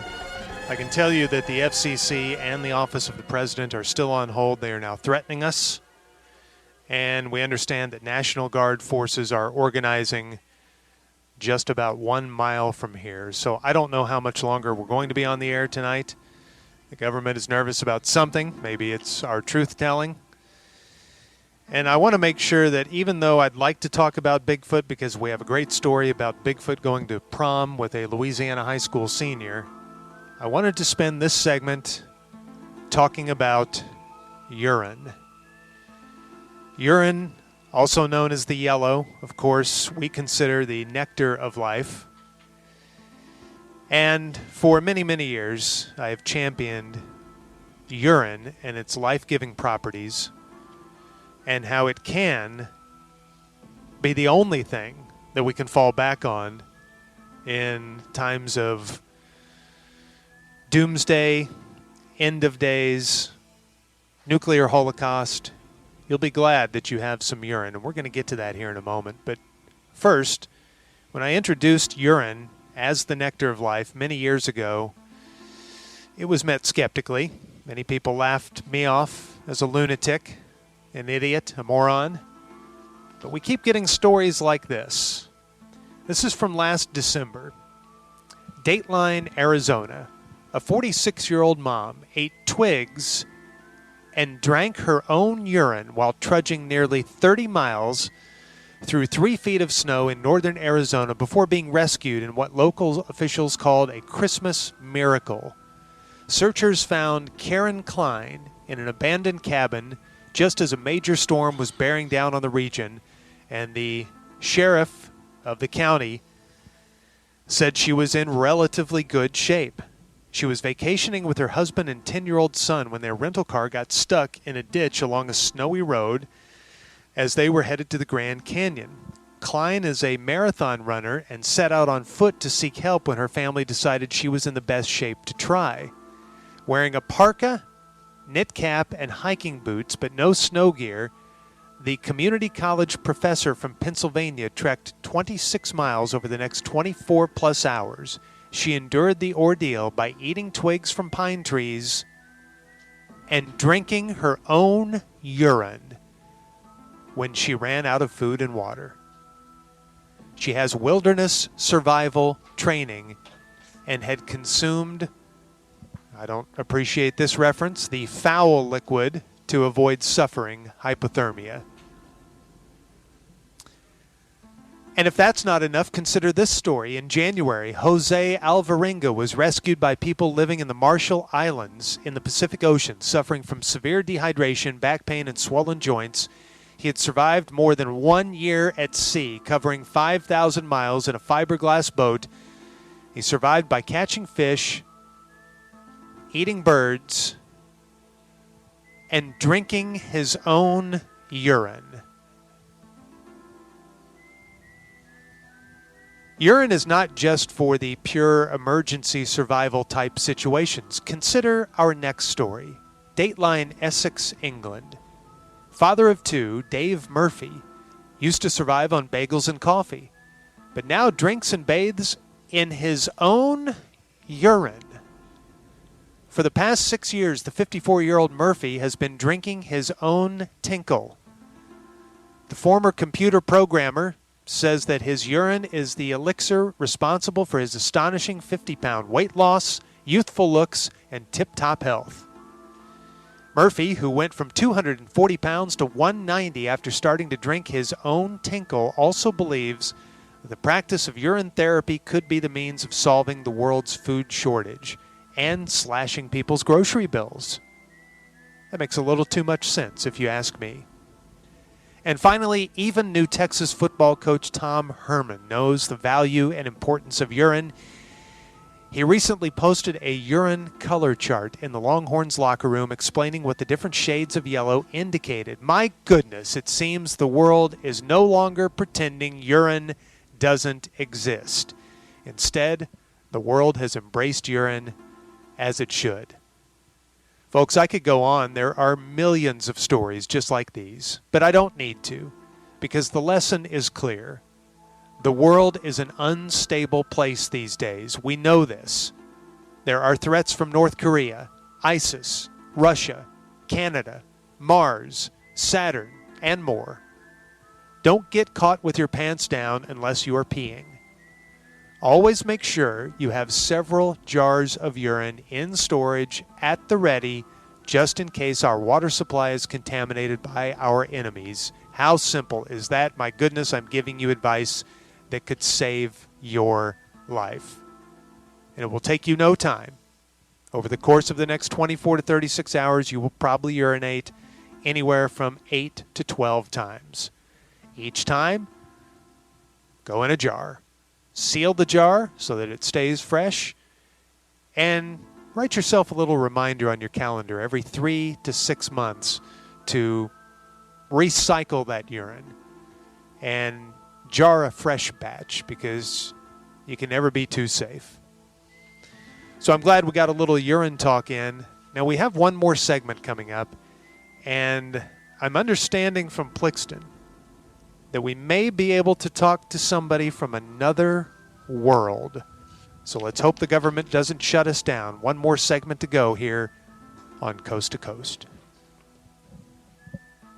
This is Sports Radio 1310 and 96.7 FM, The Ticket. Broadcasting live from the TXU Energy Mothership, KTCK. And get your tickets now at TexasRangers.com. These are the sounds of the deep night ticket. Or maybe someone is just destroying the latrine at the Woodford Reserve Musers Ticket Campound. Brought to you by North Texas GMC dealers, Hagewood Property Tax Consultants, and Sports Radio 1310 and 96.7 FM, The Ticket. From an undisclosed location in the Kingdom of Blaine Night, this is Junior Coast to Coast, America's most provocative and least listened to radio program. Be warned, this is the radio show the government doesn't want you to hear. And now, here's the provocative and popular Junior Miller. What a full moon we have tonight, shining its mysterious light on Coast to Coast. It's just after 9 o'clock. And we have one more segment to go. I fear that we won't get through this segment in its entirety because government forces are gathering, and they are large. I wouldn't think it would take hundreds of troops to shut down this operation. It's just myself and Plixton. But apparently, the government has had it with us. But I'm glad that we're going to get to this final segment and to what I understand is a guest. Now, I told you that on a night where the moon and my bladder are both full, we have the best chance to talk to someone otherworldly, perhaps an alien. And in the first segment, I told you my theory that the story that was reported 2 days ago out of Springtown, Texas, that they found dinosaur tracks, just mysteriously just found dinosaur tracks, I thought was a cover-up. And it was my theory that these were fresh tracks created by aliens visiting from another world through time travel. And on their time travel journey, they had picked up some dinosaurs to use as transportation when they came to a planet like ours. And I believe that they are visiting us right now, and that those tracks are 2 days old, not 110 million years old. Well, I understand that we have been contacted by the leader of those people, and he has agreed to do a very brief interview with us.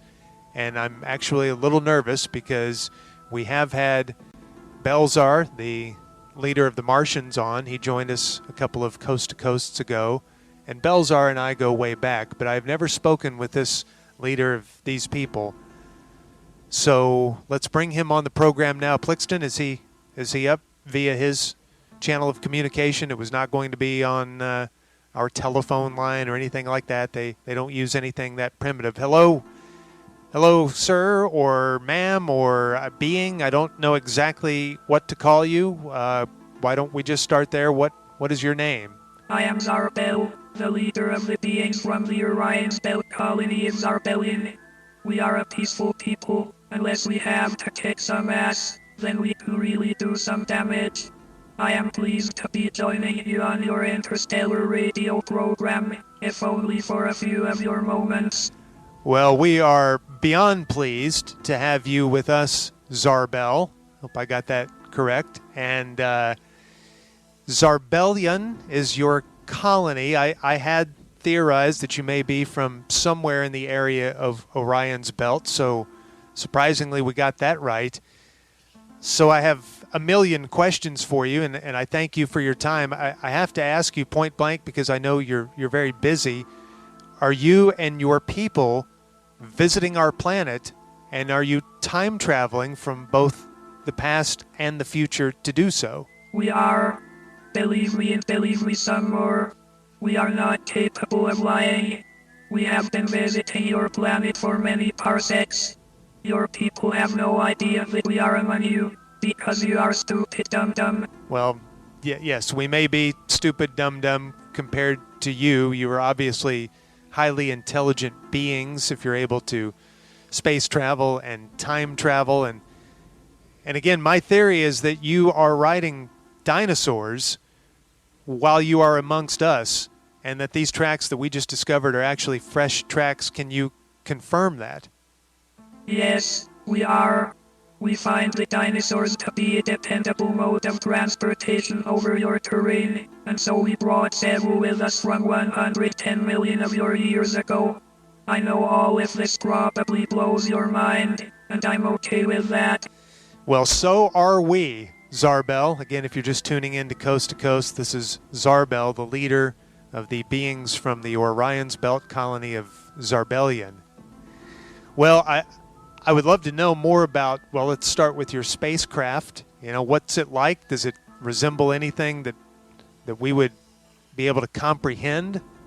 Our spacecraft is beyond your comprehension. It travels through time. It has a crew of 4 million, and it is powered by our urine. If you were to see it, it would appear to you as a cross between an airplane and Frank Sinatra. A cross between an airplane and Frank Sinatra. I can't even imagine that. And a crew of 4 million. I want to know what, and it's powered by your own urine, so you do have some similarities to human beings. You can number things, and you have urine, and I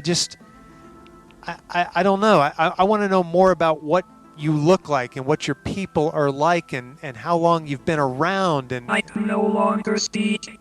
I have given you the requested few moments of my time. If I remain on your program any longer, I will be putting our mission and our beings at risk. Plus, I have to go feed the dinosaurs. Those bastards eat a lot of food. I bet. And I want to see if Yu Darvish has his act together tonight. Go Rangers. Oh, you're a Rangers fan. Well, are you gone, Zarbel? Well, if you're still there, I know you have to go, and I want to thank you so much for your time. You were only the second space alien that we've ever had on this program. There you have it, Zarbel, the leader of the Zarbellian people from the Orion's Belt colony, and I was not mistaken with my opening theory that those dinosaur tracks from Springtown are indeed fresh. What a fascinating... What's that? Well, it looks like we're being shut down. Here come armed troops. Let me just say, before we are taken off the air and have the plug pulled tonight, I want to thank everybody for tuning in and listening. Thank you for the stories on the wild card line, east of the Rockies, west of the Rockies, via email and other methods. If you are listening tonight, I know that you are a believer in all things paranormal, extraterrestrial, and otherworldly. I love you because your mind is open to any possibility. And remember, any possibility is always possible. That's what Coast to Coast is all about. Thank you, good night, and Godspeed.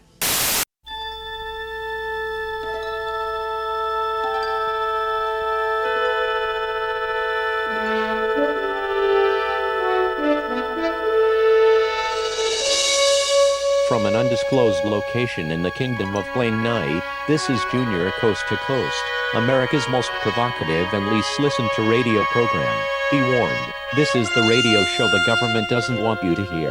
And now, here's the provocative and popular Junior Miller.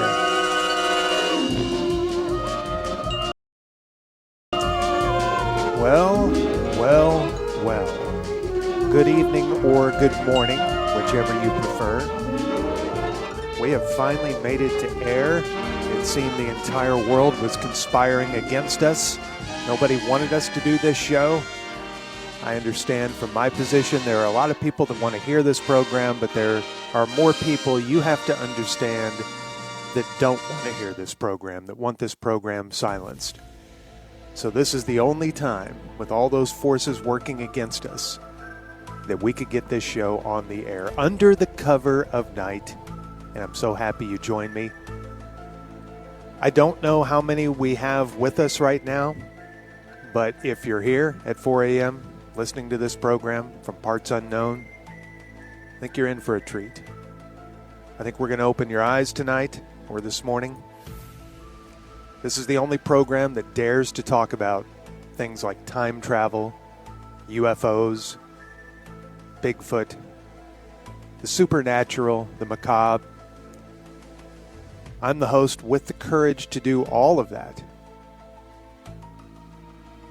And here we are at 4 a.m. I found something interesting as I was thinking about this particular time of day.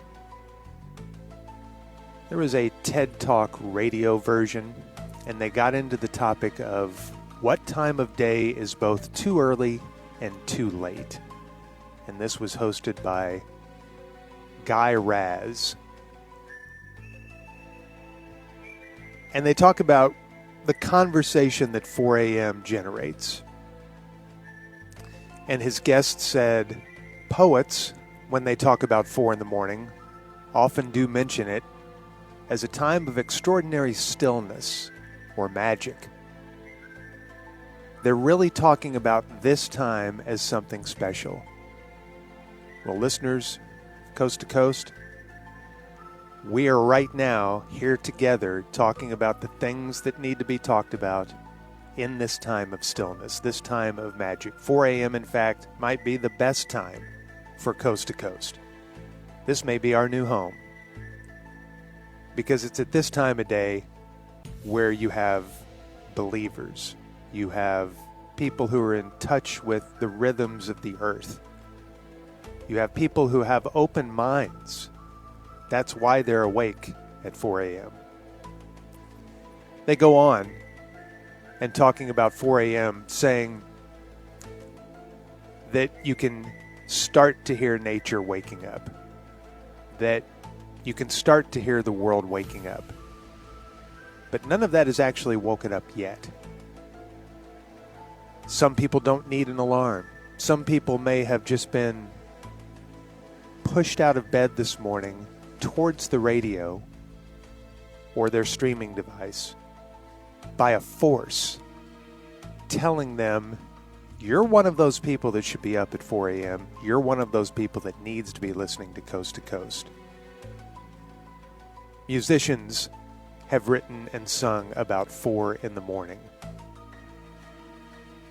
As Raz's guest said, did you ever notice that 4 in the morning has become some sort of meme or shorthand? It means something like you're awake at the worst possible hour. I would counter, or are you awake at the best possible hour? They call it a time for inconveniences, mishaps, yearnings. Maybe a time for plotting to whack somebody important, like out of The Godfather. Lots of stuff happens like that at 4 in the morning, but I would argue that at 4 in the morning, a lot of good things happen, eye-opening things happen. A lot of discoveries are made at 4 in the morning. And that's why this show is taking place at 4 in the morning. I know we could be shut down at any moment, but until then, we're going to talk about the latest Bigfoot and UFO sightings. We're going to end the program with some big news from the world of urine. But before all of that, and before we take your enlightening phone calls, I'd like to start the show with a personal story. And in my simulation, this happened. And I'm being honest with you. And I know this is the only time, this is the only forum where I can share this and have it accepted and believed by the audience. But in my simulation, something happened to me 3 weeks ago that combined just about everything we're going to talk about tonight. I was recently abducted by an alien vessel. This is not the first time that I've been abducted, nor will it be the last. They seem to like me because I understand them. I'm sure with their advanced technology, they are listening to Coast. They know what I'm about. They know I have an open mind. Our listeners have an open mind. And I think that's why they make contact with me. I don't doubt that they also like my sense of humor. Maybe they're looking for a couple of laughs. Maybe they want to talk sports, and occasionally they do, and I can help them in that department somewhat. But I think it's mainly because they see me as a friend, not a foe. This was probably my 14th abduction. But this one was special because this spacecraft was operated by 14 Bigfoot creatures. That's right. On my 14th abduction, 14 Bigfoot creatures piloting this spaceship came to visit. And not only that, but my simulation provided the ultimate exclamation point. Early in the process, I discovered that not only was this spacecraft operated by Bigfoot, but that those 14 Bigfoot creatures on board that spacecraft all survived on their own urine. I kid you not. They analyzed me. I was probed anally, and I think I can talk about that at 4 in the morning. They hooked all sorts of devices up to me. None of it was painful outside of the probing. And they went about it in a friendly way. And then after that, we played Yahtzee, and it was great. We had a great time. I won the second game. We had a laugh or two. They consumed their own urine. I consumed mine. We did a little bit of a toast to each other's worlds. That's the one thing. They were a little hesitant to tell me exactly what world they came from. They said it was not from this solar system, and I tend to believe them because of the spacecraft. It was more advanced than anything we've ever seen, anything that's ever been reported. It was an incredible piece of machinery. But I couldn't help but think that maybe, just maybe, They were from our world. Because they couldn't answer or wouldn't answer where they were from. And we've had plenty of sightings, especially recently in the Pacific Northwest, of creatures that looked almost identical to these space aliens. And it got me wondering, somewhere that we haven't discovered yet, possibly an underground lair, is that where there is a population of Bigfoot creatures, and they have advanced to such a point that they travel space from here. I just got chills. I'm telling the story and I just got chills. Imagine that possibility. It's an amazing world. It's an amazing universe that we live in. And we're going to talk about it tonight. Feel free to jump on the phone if you have any stories of a UFO encounter, a Bigfoot encounter, anything in the realm of the supernatural, ghost stories, anything like that. Time travel, of course. Tell me what's going on in your simulation. And we'll start taking some calls, and we'll talk about the latest UFO and Bigfoot sightings when Coast to Coast continues. Be careful and don't stop looking over your shoulder.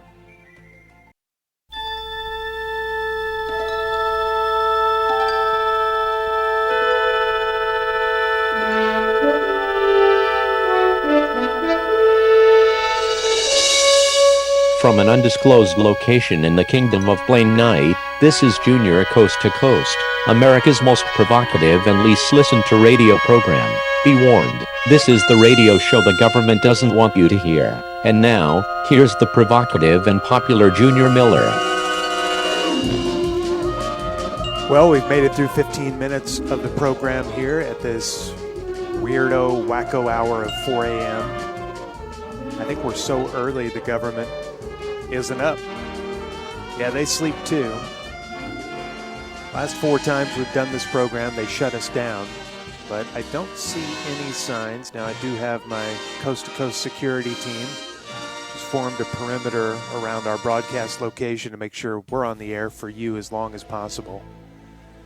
We'll talk about the latest UFO sightings and Bigfoot sightings, and if you have any thoughts, any stories you want to share, we're going to go to the phones now. And we're going to start east of the Rockies. Hi, you're on Coast to Coast. How are you? Junior? Good morning. Junior, do you hear me? I hear you. Do you have me?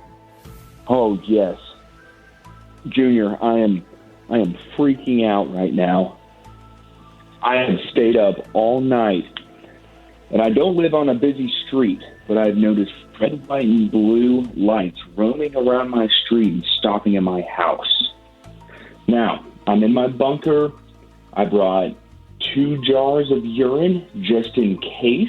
Good. And I'm hearing the static of walkie-talkies. Now, I've only told my friends and family where I am and what I'm doing, and I'm staying up all night listening to my favorite, Craig Jr. Junes Miller, the one true muser. But I know the government tracks my phone, so I'm wondering, what do I do? What's my next move? Well, let's think about this, because the red and blue lights could be 3 things. 1 could be a police car or 2. 2 could be a UFO. Some of those that have traveled between solar systems have been known to flash red and blue lights. Or 3, you could have a glitch in your simulation. Do any of those sound like they could be possible? We just watched the new Matrix. Just what? Could that be a sign? If it is a police car or 2, I would suggest that you surrender yourself. If it is a UFO, I would suggest that you really surrender yourself. Whatever they want to do to you, let them do. They're not interested in killing us, because if they were, they would have done that by now. They're interested in learning from us and about us. So they want to probe you. You let them probe you over and over and over and over again. And if it's a glitch in your simulation, there's not a whole lot you can do about that. You just got to ride it out. Happens to me all the time. No information to the government, all the information to our alien overlords. That is exactly right. And that's where I think a lot of people in society today get messed up. The misdirect is, oh, it's our government here on Earth. We see on the news every day making laws for us. That's who we have to surrender all of this information to. It's just the opposite. The true brilliance is not here on Earth, except for our listeners of Coast to Coast. The true brilliance, as I've found through 14 abductions, and as most people have found, they've had contact, is elsewhere in the universe, other planets, these extraterrestrials who are visiting us. We're learning so much more from them, and we're learning things that can save us. Thank you for your call, and let us know down the road how that turned out. All right, let's try the wild card line. You're on Coast to Coast. Good evening. Hello? Hello. Hello? Hello? Greg, Yes. are you there? You have me. Can you hear me? Yes. Hey, this is Kenneth from Midlothian, but I'm actually from Lancaster. And I grew up... Wait a minute. Does that mean you're time traveling? Yes. Fascinating. I was there when you were there.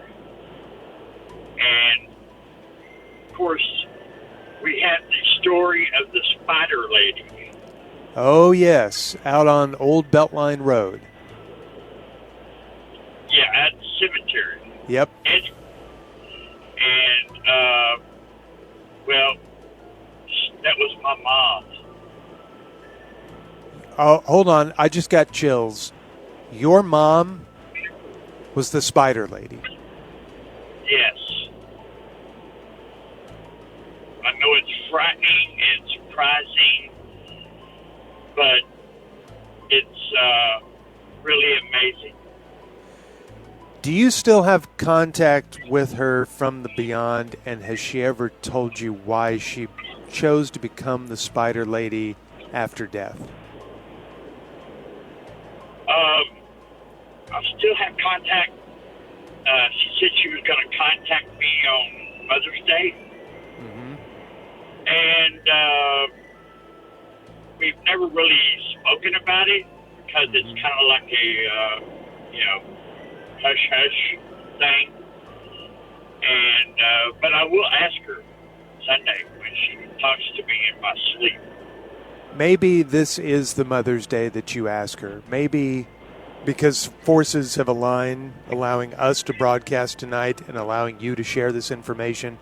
Maybe that is a sign from the cosmos that this is the Mother's Day that you communicate with her, that you ask her why. Why the Spider Lady? You're famous, you're infamous in Lancaster, the cemetery on Old Beltline. And she's been haunting that place for a long time. Does that mean she's restless? Is she trying to tell us something? If you could get any of that information out of her and share it with us on the next Coast to Coast. I know this is hard for you to talk about, and I know you'll be very nervous on Saturday night, going to sleep before Mother's Day, but if you can just know that all of us are counting on you, I think that'll give you the courage to get through it. Well, I just hope it's not the Mother's Day massacre. Amen, brother. Amen to that. By the way, Bigfoot, his name is Daryl. Well, and thank you for your call. I have heard that, but we need to know that there are many, many, many more than just one Bigfoot. There are lots of big feets, Bigfoots, Bigfoot creatures. There are a lot of them. I experienced that, as I told you in the opening segment, firsthand with my recent alien abduction. There's no doubt in my mind that on this planet we are talking about hundreds, if not thousands, of Bigfoot creatures, and universe-wide, your guess is as good as mine. I would put the number certainly in the billions. That's an educated guess, but I can't really refine the number any more than that because we just don't know. And like I said with my abduction a few weeks ago, I'm not even sure those were 14 Bigfoot creatures from the rest of the universe. I start to believe now, the more I think about it and piece it together, that they were from here posing as Bigfoot creatures from another solar system, another planet. They're everywhere, a lot more than people think. Let's just put it that way. All right, let's go west of the Rockies. You're on Coast to Coast. Good morning, Junes. How are you? Good morning, Junes. I'm very well. Thank you for taking my call, and thank you for your courage. Thank you for having the courage to call. Yes, I sit here alone in the dark, trying not to wake up my wife because she does not approve of being woken up at 4 a.m. by the alarm. But I won't let this stop me from telling you this story that's very deep and personal to me, Junes. And it involves you, and it involves time travel and astral projection, I believe. I live in West Texas, and Marconi conspires to not let me hear your natural signal, so I have to listen through the miracle of the internet. And one night, about 10 years ago, on this very weekend of the Campound and the Coast to Coast, I came home from, oh God, just give me chills thinking about this. I came home from the watering hole, and I was listening to you talk about time travel, and I was just deeply enthralled, and the world was spinning a little bit, and I'm not sure if it was nerves talking about such a courageous subject, or that just being stimulated by the conversation, or if it was perhaps something that someone had fed me at the watering hole. But at any rate, I started to hear portions of what you had said again. Your words were repeating. I didn't understand it, and it was like time was jumping. And I had to turn off this alarm that I set to hear your message. But anyway, I was hearing the same words over and over again, and it was like time was jumping, and it was. I had a very, very sublime experience that was very real in time travel. Do you remember what words you were hearing over and over specifically? No, it was a story that one of your brave listeners was telling, and it was a story that had a lot of parts to it, and in fact maybe one or two stories. And what was happening was I was hearing first the end of a story and then the beginning of a story, and I was in a trance, perhaps alcohol infused, but I was in a trance and was shocked to realize that this time travel was something I had in my own hands. In fact, my sweaty back was touching the very portal to the ticket's voice and just jumping the time around, back and forth, back and forth, back and forth. And I don't care if I have an explanation. It was such a surreal time travel experience at that moment that I have been waiting 10 years to tell you this story, Junes. I just got chills. That is amazing. And I'd like to say a couple of things about this incredible tale. Number one, a lot of people will say, well, I had something to drink, I was under the influence of this, I consumed an edible. That does not mean that what you experienced didn't happen. The contrary. You understand. That means that you're in a lot of studies of hallucinogenics, that takes you to a place mentally and cosmically where you are open to time travel, where you are open to communication with the supernatural. You are open to different dimensions. So don't let anyone ever tell you that, oh, you were drunk. It's the opposite. You were enlightened and you were able to experience that. Oh, you lifted a burden from my shoulders. Godspeed. Thank you for sharing that tale with us. We appreciate that. All right, we have more calls to take. We have late breaking news on consuming your own urine. And we'll do all of that when Coast to Coast continues. Keep looking over your shoulder.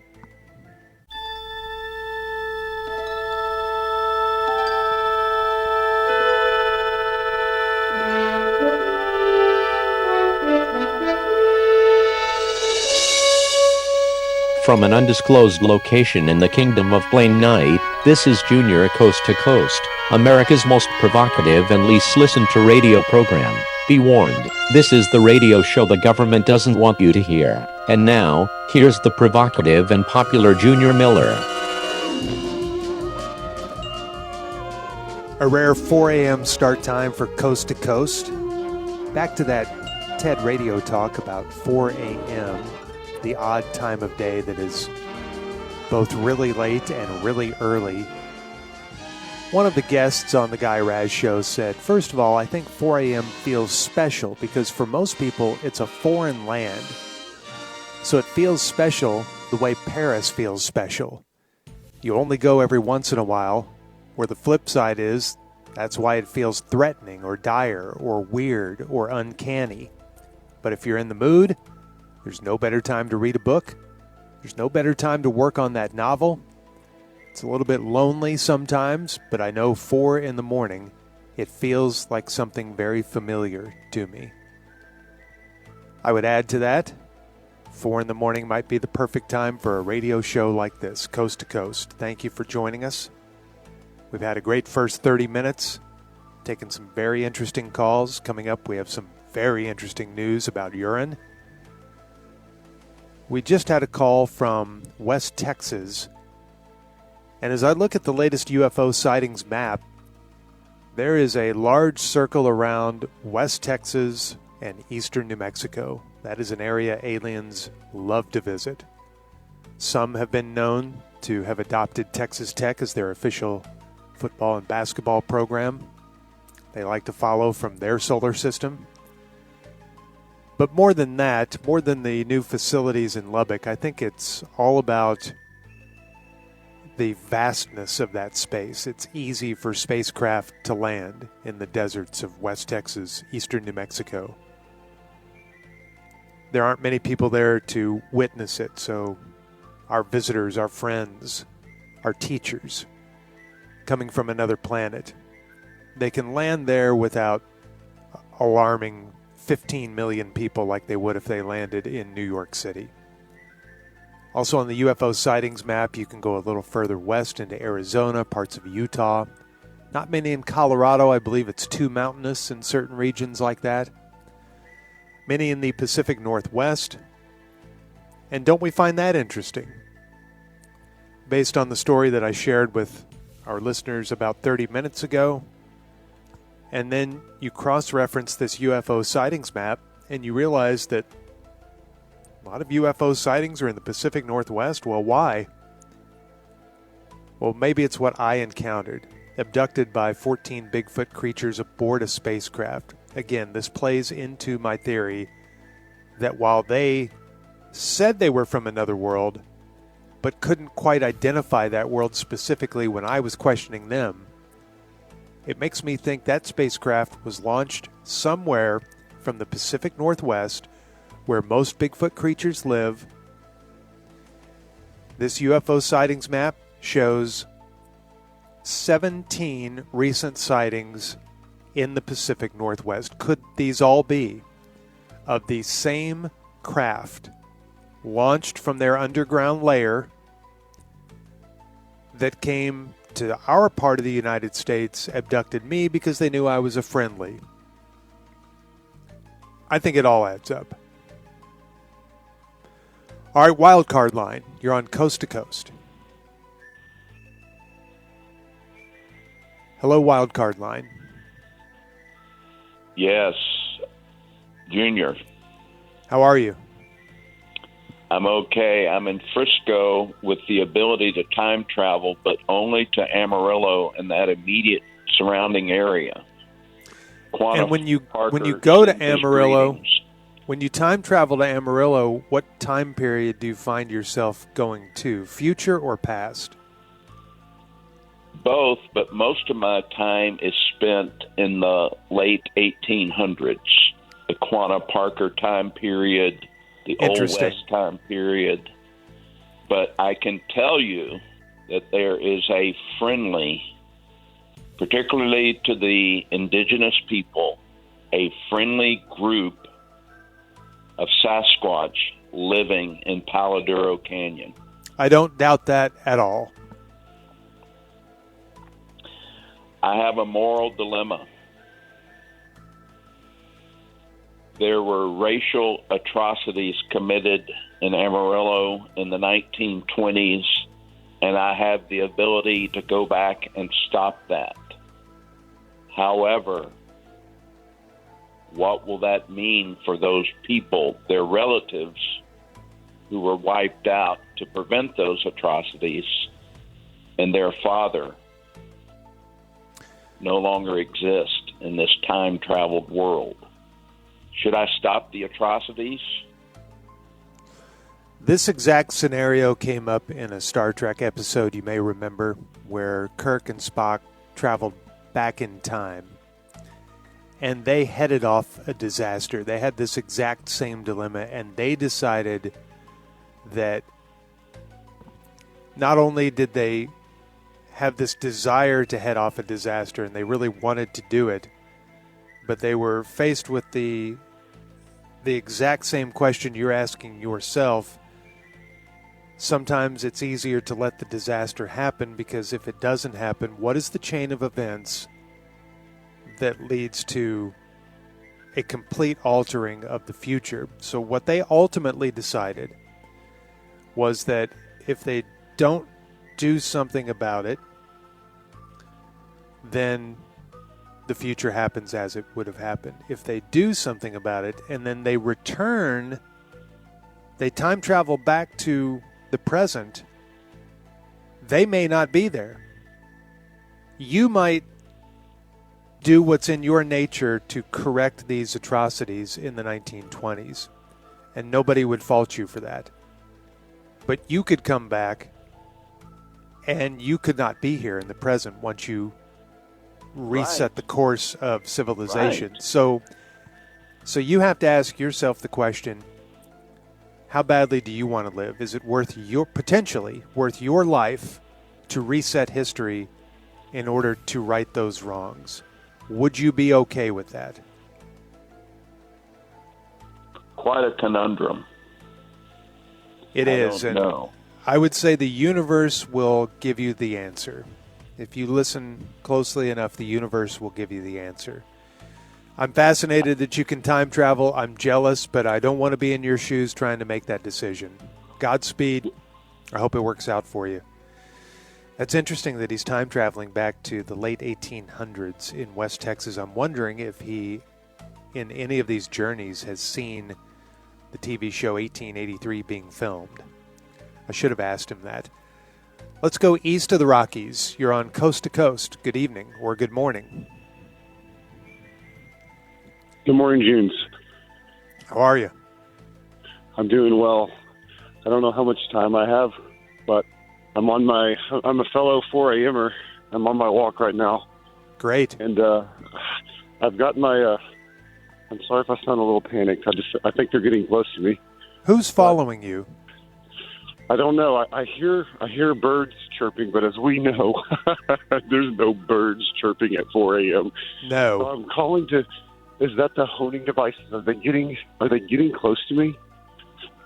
What should I do? I just feel so scared right now, but I just appreciate your courage, and I'm hoping you can give me some courage to finish this walk. I have my bottle of urine. Good. So if I get thirsty, I have that. But good. You're doing all you can do. You're carrying the elixir of life, a bottle of urine, just in case. You're recognizing that the bird chirping you're hearing isn't bird chirping. It's something that is following you, that is taking your readings, that is analyzing you. My guess is the government does not have that kind of equipment. And I don't know if the government's after you. My guess is that these are alien creatures that are following you, that are watching you, that are wondering about your gait, about your course. They're just trying to learn. I would not panic. I think if they wanted to abduct or kill you, they would have done it by now. So I think you're safe to finish your walk. Well, thank you, James. I appreciate the courage. I feel calm now, and I'll also keep an eye out for any other. I hear wrestling in the woods, and again, they probably think those are bunnies or some sort of deer, but I'm keeping an eye out for Bigfoot too. So again, keep your head on the swivel and watch out for coyotes. If they haven't blown them all away by now, you never know. Coyotes feed this time of day as well. Be safe out there, my friend. Thank you for the call. Let's try to get a couple more in this segment. Let's go to our wild card line, see what we find. Hello, wild card line. You're on Coast to Coast. Hello. Hello. Junior. Hello. First of all, I need you to know that I chugged some urine today, Good. And what I've learned through transcendental meditation is that I don't know if you knew this, but like the future is like totally in the future, and like the past is like totally in the past. And I keep chugging urine, to keep myself on the level. But like, have you noticed the future is only in the future? And, I think the government wants to keep us from knowing that the past is only in the past. So what can I do to teach my young child about what to do in the future when the future is in the future, but only the past is in the past? And I keep chugging urine, but I don't know what to do. Can you help me here? I mean, I'm kind of a little lost. I think what has happened is you're not lost. You've actually gained enlightenment. Are you serious? This is what the great spiritual leaders, the great monks, the Buddha, they all talk about this. You have gotten to a place where you realize, and I've dabbled in meditation as well, but it sounds like you're further ahead than me, my friend. You've gotten to a place where you realize there is nothing but the present. And our government, our corrupt world leaders, not just in this country, they want you focusing on anything but the present. They want you focusing on the future with all of these schedules they make. They want you focusing on the past with all of these books written about the past and docuseries. They don't want you looking at the present because it's in the present where they do their damage. And if you are awake in the present, you can realize that. Don't get distracted by the future. Don't get distracted by the past. You have found a place, my friend, where a lot of people should be and where a lot of people dream about being. So don't worry. Don't be scared. Don't panic. Enjoy the moment. You are in the moment. And I would say embrace it and try to teach that to your children and your grandchildren and your great-grandchildren and your great-great-grandchildren. Keep chugging pee. And keep chugging pee. Thank you. Thank you. Thank you for sharing that. That was a wonderful call, and I think we could all learn quite a bit from that. All right, we are going to take some more calls here in a moment, and I've been promising this incredible late-breaking news on the consumption of urine, and we're going to get to that when Coast to Coast continues. If they don't shut us down, keep looking over your shoulder.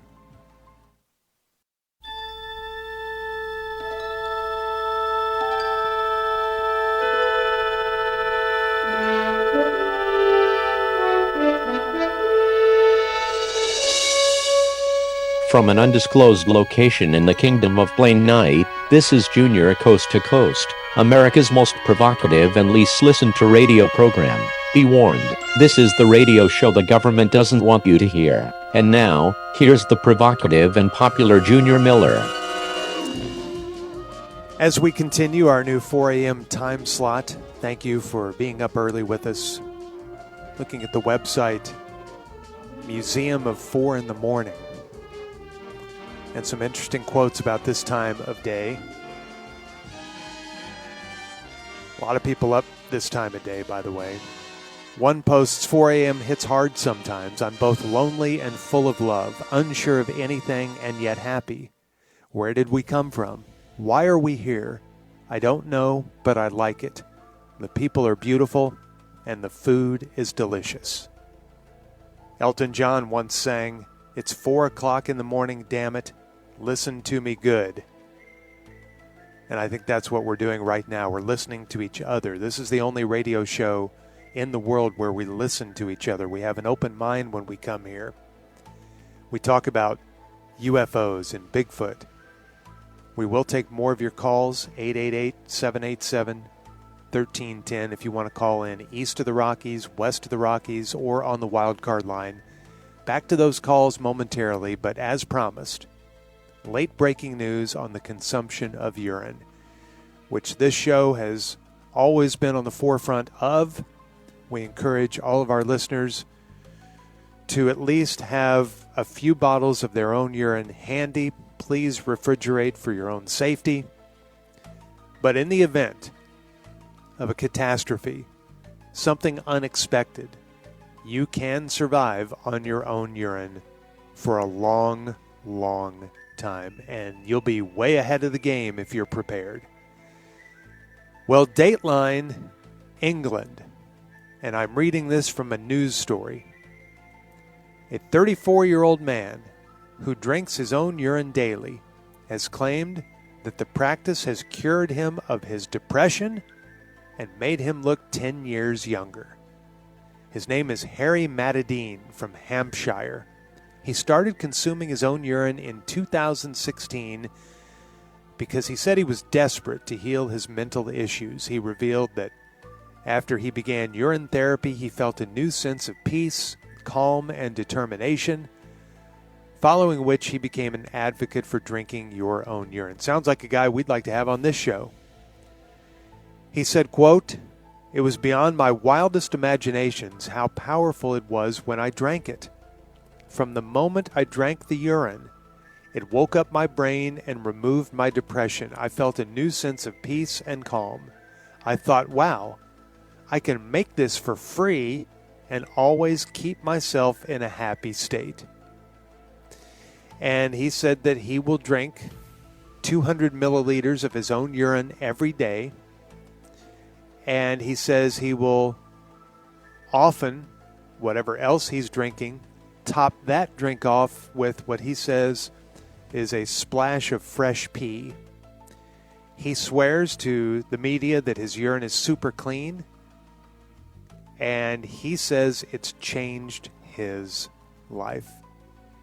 Is that not amazing? How much more proof do we need? There's the doubting world out there, or there's the 4 a.m. world that listens to this broadcast that has an open mind, that has actually studied this topic and realizes that this is the way to go. Now, I don't consume on a daily basis. I'm not recommending that. I recommend having some at the ready in case of emergency. But here's an example of a guy who does consume on a daily basis. And I'm looking at a picture of him. He looks fantastic. All right, let's go back to the phones. Any stories you have about urine consumption, time travel, Bigfoot, 888-787-1310. And let's go west of the Rockies. You're on Coast to Coast. Hello, west of the Rockies. Is that me? That's you. Oh, June's super brave of you to do this, and I thank you. Hey, thank you. I was hoping to ask to use this medium as a way to transmit an untraceable message to someone who's currently in another simulation. Yes. All right. Message. CI to Captain at APD, number 1805. I want to get the first pick of urine storage, or top 5. Mike should get 12th pick of urine storage. I hope this message is duly noted and taken under advisement. End of message. We're happy to be the vehicle that delivered that message. I hope the recipients heard it. Thank you for your courage. Let's go east of the Rockies now. You're on Coast to Coast. Good morning. Hello, east of the Rockies. Hello. How are you? By the way, don't be frightened when you come on the program. Number one, you're calling us, so you should be ready to go on the air. A lot of people will get to that point and they'll freeze up. They're scared. They're afraid the government is listening. They're afraid aliens are listening.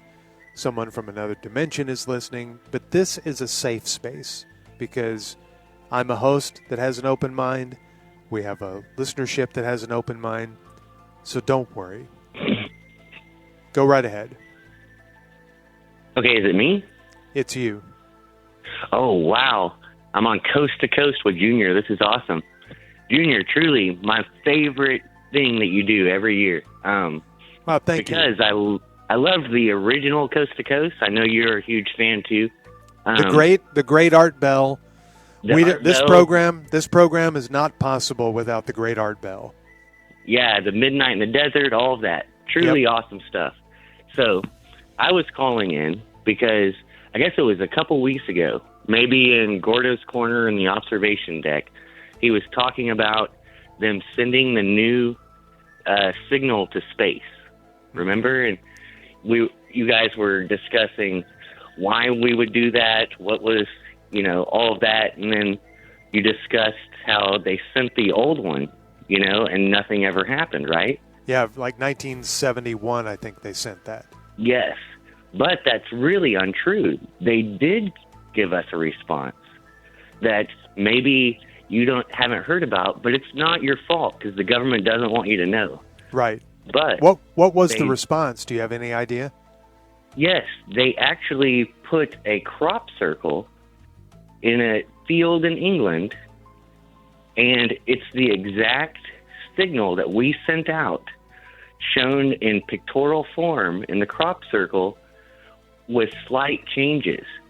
And so they're trying to figure out now, are the changes their DNA? Because, we actually sent our, the DNA of our species up in that message. Mm-hmm. And they believe that they could have given us a response in that. Now, I'm not positive that that's what's happening, but I think that's what's happening. I believe it. That sounds like a great place for us to do a coast-to-coast remote from that crop circle. I would love to see that. I'd love to study that. And I've no doubt that we probably did, at that time, receive a message back, and probably many messages since, and that it's all been covered up by the government. But if you've been reading the news and watching reports, the government has nowhere else to hide. We're on to them. We've been on to them for a long time here on this program. They've been on to us, trying to shut us down. But if you'll notice, there's more talk about it in Congress. There's more talk about it in mainstream media. And I think that at some point, all of these secrets the government has been keeping from us, what they have in certain places, what they've discovered in certain places, what they have come up with in terms of communication with the aliens, in terms of alien spacecraft. I believe that they have alien bodies they've recovered. I don't know. I don't have information whether those bodies are being kept alive or not. But all of that is about to come out. It's been kept secret for a long time, but I think they know that we're on to them. And so I have no doubt that this has been suppressed, this story that that gentleman just shared with us. And I have no doubt that we're going to get more details on that in the future. That is just hearing stuff like that gives me chills. All right, let's go to the wild card line. You're on Coast to Coast. How are you? Good Hello, morning. wild card line. Good morning. Yes, I would just like to say thank you for your courage and for coming on the station. I just would like to say that the power of urine has really truly powered me and enlightened me to a different dimension. Great. It has brought me joy and peace when I'm able to consume my own urine. Great. I feel like it's just brought me so much joy and a new life. I've been Very happy for you. Deep holes, but the power of urine has just very, very enlightened me. And again, I would like to thank you for your words and tips of encouragement. Thank you. Thank you for the call, and that warms my heart to hear that. Glad to know that this program could make a difference. For those who weren't with us at 4 a.m. when we signed on, the magical hour of 4 a.m., the moment of the day that is both really, really early and really, really late, in some ways the perfect time of day. I shared a story with you, what happened in my simulation, where all of these worlds that we talk about collided. 3 weeks ago, I was abducted for the 14th time in my life by alien spacecraft, but this was different. This spacecraft was operated by 14 Bigfoot creatures, and they all survived by consuming their own urine. I found it the most fascinating 3 hours that I spent with them. They probed me, they studied me, I questioned them, we played Yahtzee, and then they put me back down on Mother Earth and went about their business. It is my theory they came from our planet, because when I asked them where they were from, what planet they were from, what solar system they were from, their eyes started cutting back and forth.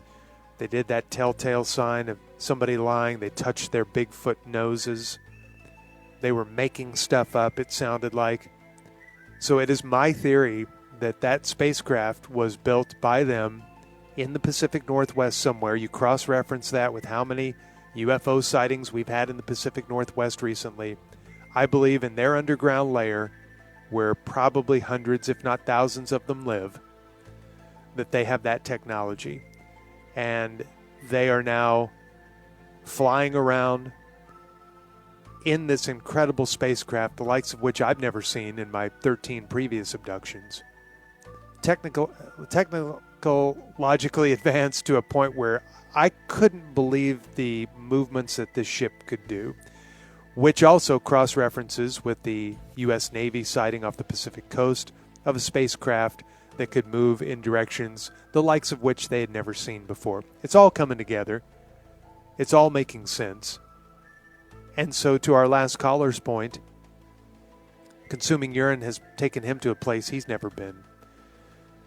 I believe that that's what has taken these Bigfoot creatures to a place they've never been. Intellectually, in terms of building a craft like this, they're ahead of us, guys. And I think the evidence is there, and I don't think we need to pretend that they're not. They're not just this primitive creature that lives in the woods.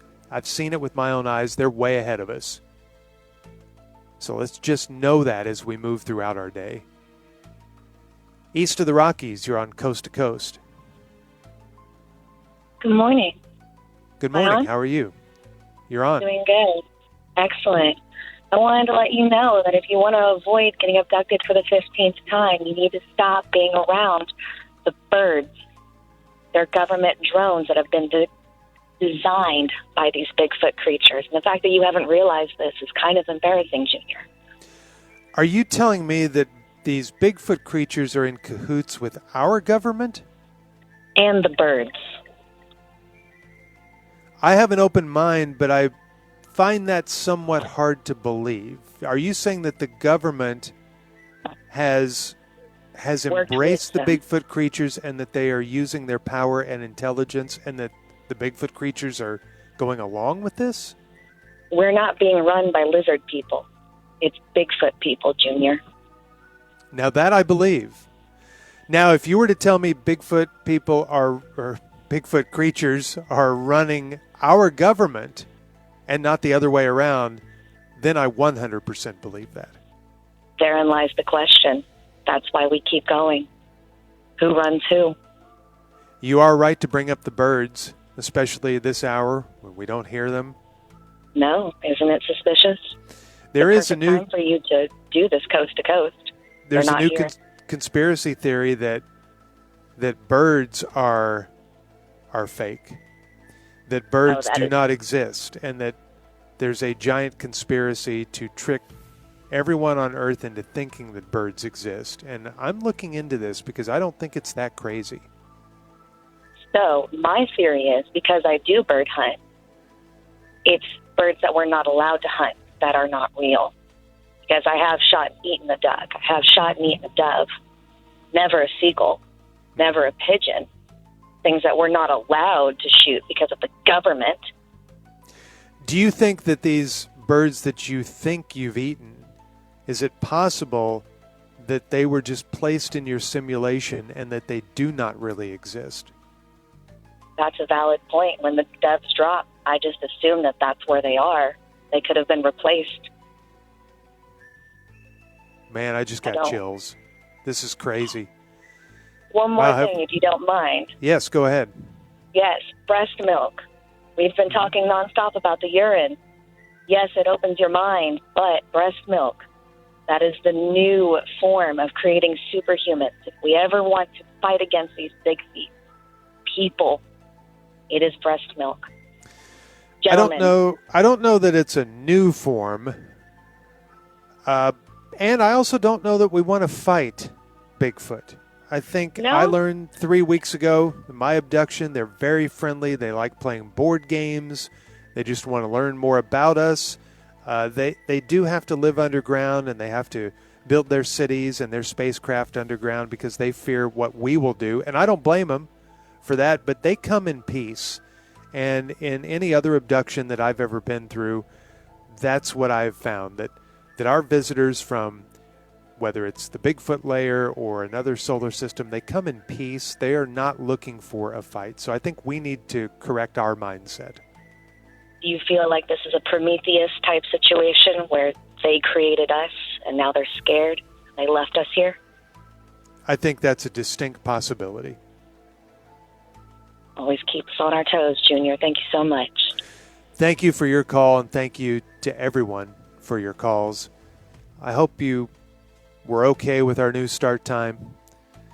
I actually loved it. I think we got a lot of really interesting calls, open-minded people up at 4 in the morning. This crazy, weird, wacky, magical, mystical time of day. 4 in the morning has produced one of the best coast-to-coast episodes we've ever had. I was able to share my story of abduction 3 weeks ago.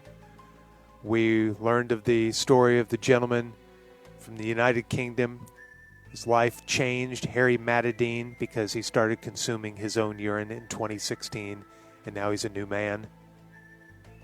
We have heard from people east of the Rockies, west of the Rockies, even on the wild card line, sharing their stories of alien abduction, time travel, being in a different dimension. We had a story earlier about someone communicating with his mother, who was a mystical figure in the town of Lancaster here in our own backyard. It's been an enlightening hour plus. Thank you for joining us. Certain forces, the man, are going to shut us down soon, so I figure we'll just beat them to the punch. They'll be, broadcasting that mainstream drivel that you hear a lot on mainstream radio. But we will appear again one night or one morning at 4 a.m. Until then, keep your head on a swivel. Look over your shoulder, keep an open mind, and report back. Godspeed and God bless you. Junior Miller from Parts Unknown, signing off.